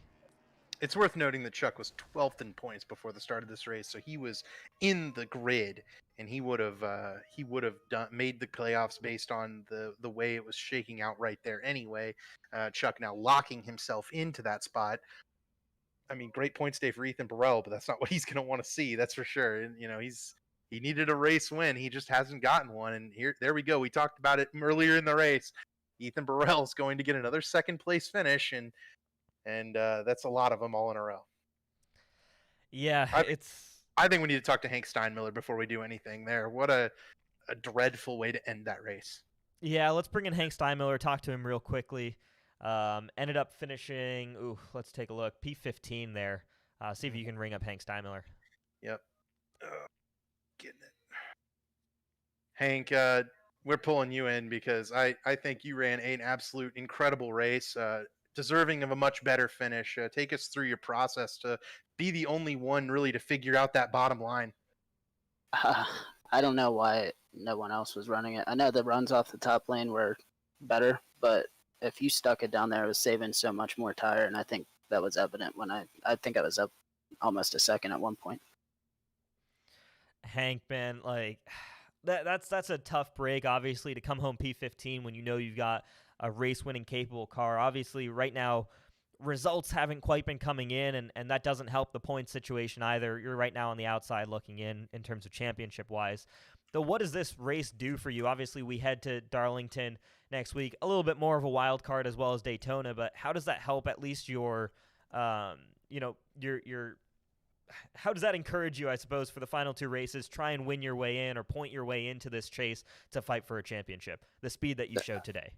Now it's Daytona or nothing. I expect to run well, but I don't expect to win at Darlington. This was the move that I made there, which I thought I was pretty clean and pretty clear, but was going to win the race here. That was going to be my ticket in, but now it's got to win Daytona. Hank, I think you're pretty close on points, though. You're not too far back, and with a race like that, you got some lap sled bonus points and stuff. I think you can take some solace in knowing that you were you were the class of the field today. You ran down Weeks and Burrell early in the race, and then with that run, you were the only guy who could pull out to a second lead and hold it. Yeah, I just didn't want to push it early. I mean, it's a 200 lap race. I forgot that it was 200 laps. I wasn't too thrilled that it was 200 laps when I figured that out, but also didn't want to trash the car on lap 4 or 5. So staying behind them, there were a few times, like I still stuck the nose to the bottom, but I didn't have any intention of trying to battle anyone at that point. So like I knew I had a faster car, and I knew it was going to work eventually if I got the track position. Passing Tucker on pit road was huge. Yeah, you guys raced it out really hard, and I thought that was awesome watching you guys swap it back and forth for the lead. So great job, buddy. Thank you. All right, Hank. Unfortunate to finish down in P15 after such a strong run, but looking forward to seeing you come back in the next 2 rounds to try and make that chase run. Yeah, we'll see what we can do. Daytona's the only shot I think we got, so we'll give her hell there. All right, Hank Steinmiller driving the number 63 car here tonight. Let's bring in our race winner here, Chuck Sweeting. We got Chuck here with us. Chuck, man, the closer in Elite Racing Leagues, man. Every single time we get to the end of a semi-long, medium, or long-length race, you can guarantee that 75 car is in position to fight for a top 5, fight for a win. Great strategy calls here today. Just, what ultimately sealed the deal for you when we got that final restart. You made that strategy call earlier on to undercut a lot of these drivers. Just a classic strategy play here to win this race. Oh, do we have Chuck Sweeting with us? Chuck, you here? Oh, we might not have Chuck Sweeting with us right now. We'll try and bring him back in here a little bit later then. So we'll head over and talk to our second place finisher then while we wait for Chuck to hopefully sort that out. Man, I hate saying this again and again, but second place, Ethan Burrell, man, good points day, but so close to the win.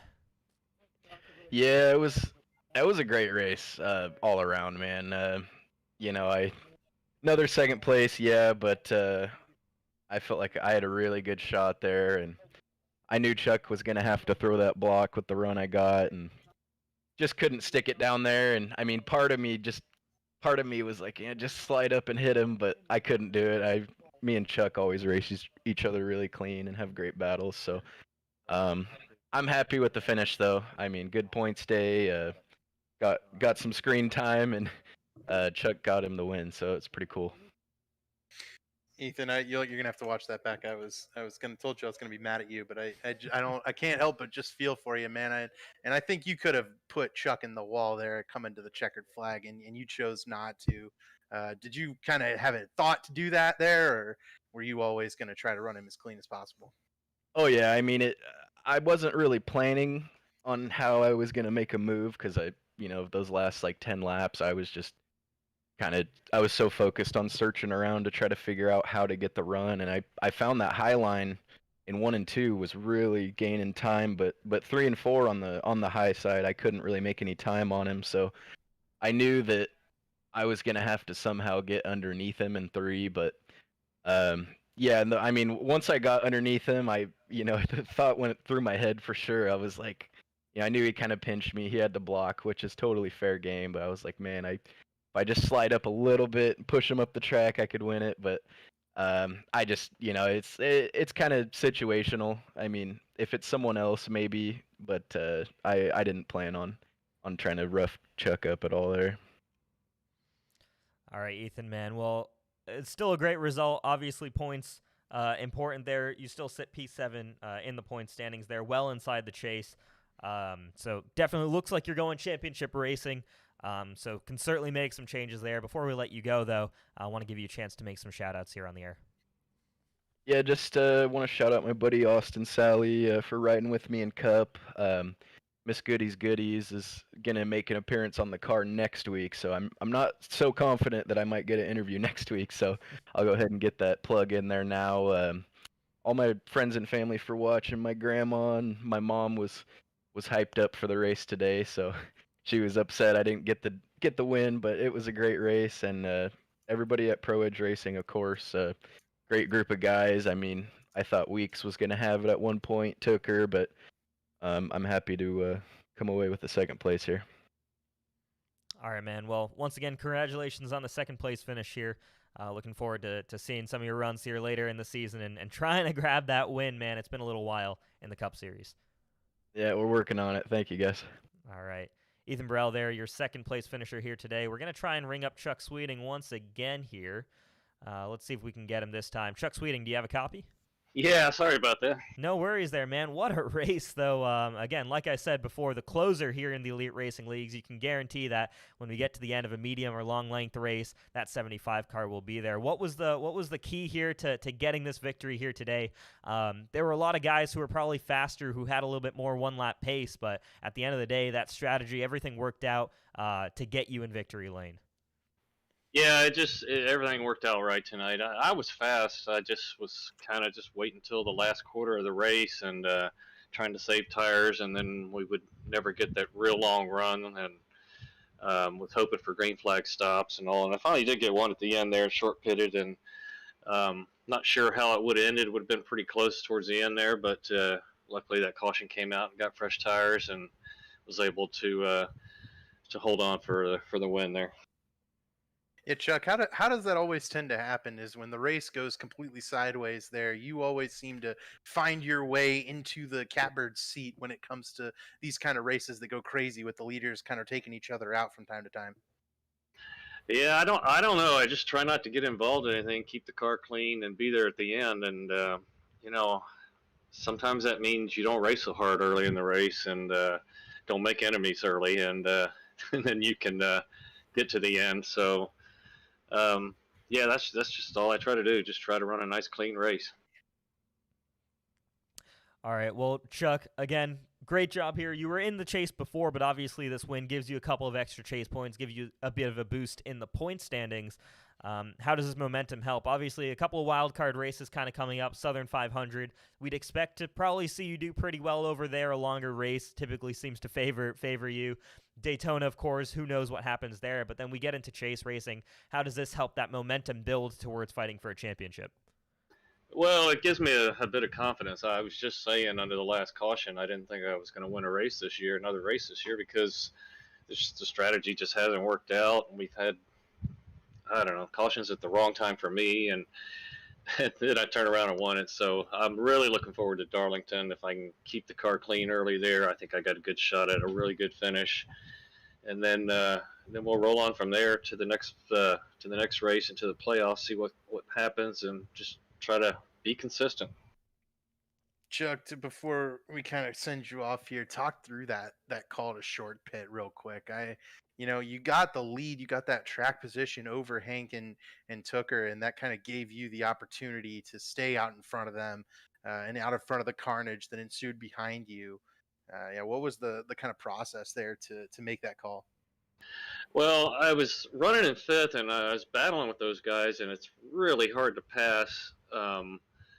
I felt like I was faster than them running the bottom, but if you can't clear them, you'll never get by them, and then you overheat the right front. And I thought, well, I'll just short pit, get out in some clean air, and maybe it'll work out. And it was going to be close. It might have worked out that way too, but we don't know now, so we'll just take it the way we got it.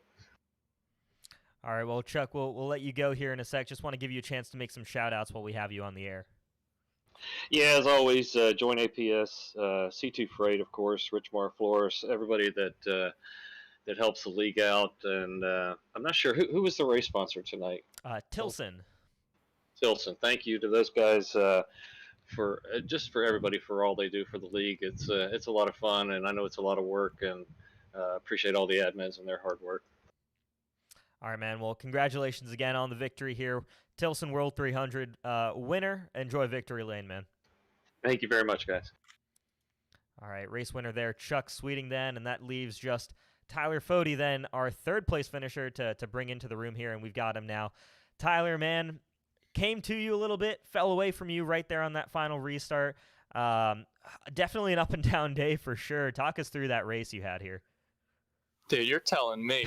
I mean, I think I had damage from like the 30th lap to the end there, and if I didn't, I feel like we had a solid piece. Nothing like Hank's, but definitely more competitive than what I was at the end there. Yeah, I don't know. We got damage in a couple wrecks early on, came down, got it fixed. I missed my pit box on the very first stop. I mean, I probably went back to 30th 3 times that race. And yeah, I got net coated with Vince on like lap 150, knocked the whole right side in, had like 30 seconds of damage on that really long last run. So I was just planning on riding it out to the end till it ran out of gas, and hoping for something. And sure enough, with like 15 to go or whatever it was, there was the yellow. And I mean, I was set on just taking the 4 and going, not repairing it at all. So that's really where the speed difference came in with me and Chuck there. I mean, I was down a good couple mile an hour, I think, on the straightaways to him, so I couldn't really hold him off. I tried to at least, but he got by, and then Ethan got by, and I was battling with Gavel there. I don't know if it got picked up on the stream or not, but I got Gavel back in the last lap, so that was pretty funny. But no, I'll take it. I mean, for the up and down day, it was third is definitely a win for me. Yeah, Tyler, how do you kind of take this and mold it towards the momentum for the playoffs? You know, you're locked in with that win at Martinsville, so you can kind of afford to have a bad race and just persevere, which you did today. You know, are you going to take the positives from this and move them forward to those playoff rounds where we do have some more 1.5 mile tracks? I definitely think the speed is there with all of us, really. Hank, Gavel, even Damien. It's any given track, really. One of us seems to really have it, and tonight it was Hank's. I feel really bad for what happened with him, but the momentum's good, and it was nice to see throughout all the damage and going to the back that we could still come back up through the field. So I'm looking forward to the playoffs. Yeah, Tyler, just kind of to quickly add to that, but yeah, I mean, what a turnaround it's been this season for you from those first 6 races, 0 top 5s, and then 3 top 3s in the past 3 races. It's been a pretty extraordinary turnaround, and just in time right now for the chase as well. So seems to be kind of a little bit backwards of the season you had last time around, where you had a lot of momentum early on, but kind of didn't have a ton throughout the chase. So obviously, for your sake, hoping this kind of is this late rush of speed is going to carry you through to the end of the season. But before we let you go here, want to give you a chance to make some shout outs on the air. Yeah, guys at Lake Norman Motorsports again. We were all flying tonight. Really happy with the speed. Happy to battle with some of them. Wins are coming for some of those guys. Just wasn't meant to be tonight. I got to thank Blue Egg Marketing and Days Gone By. Also for being the sponsors, and you guys obviously for sitting around this long and commentating over it. It's always fun to watch back. So thank you, and we'll go get them next week. All right, Tyler Fody, P3 here at the Tilson World 300 at Charlotte Motor Speedway. Congratulations, man. All right, that's our top 3 there taken care of, as well as Hank. Did want to say we never called our KMP Graphics paint of the race. We were too invested in the. How about we give it to Hank Steinmiller? I was gonna say I was a fan of that paint scheme. Getting the throwback week started a little bit early there. Yeah, I was a big fan of it too, and nothing else stood out to me too drastically much. And Hank definitely was deserving of a much better result than he ended up getting. So that's a nice little consolation prize, I think. Absolutely there. So yeah, congratulations, Hank Steinmiller. Something from the night there, grabbing that KMP Graphics paint of the race there again, getting throwback week underway a little bit early. I'm looking forward to seeing some of those throwbacks, some of these different paint schemes when we get to Darlington next week. But let's close off this race we had here today. 300-mile event, 200 laps. One of the longer races we have, just over 2.5 hours or so we've been on the air. Up and down race, man. A lot of really fast cars taken out. You see there that top 10. A couple of shout-outs there. We saw Jordan Owens bringing it home P7. Amazing drive there, as well as Alexander Van de Sant filling in for Brent Jones, grabbing P7, P8 there. So both really good drives from those guys to pull out the result. But yeah, obviously the likes, Hank Steinmiller, David Tooker, Matthew Weeks, all of them not with the results that the pace in their car really should have showed. Even Gerald Campbell there, he had a very strong car earlier in this race, fell a little bit down the order though as this run as the race kind of went on. I hate it for Hank Steinmiller there, but I do want to shout Jordan Owens out. We covered him, sliding sideways and bouncing it off the wall, and what did he do but drive it back to the front and finish 7th on his own speed. Wonderful job there, and Alexander Van de Sant for Maconi Setup Shop and Brent Jones and Do Good. Great run, definitely a memorable first start for Van de Sant. He was up at the front a couple of times, bounced off of some people, ran with damage, and then a really impressive run by Johnny Thomas to stay 9th, another top 10 finish, retain the points lead.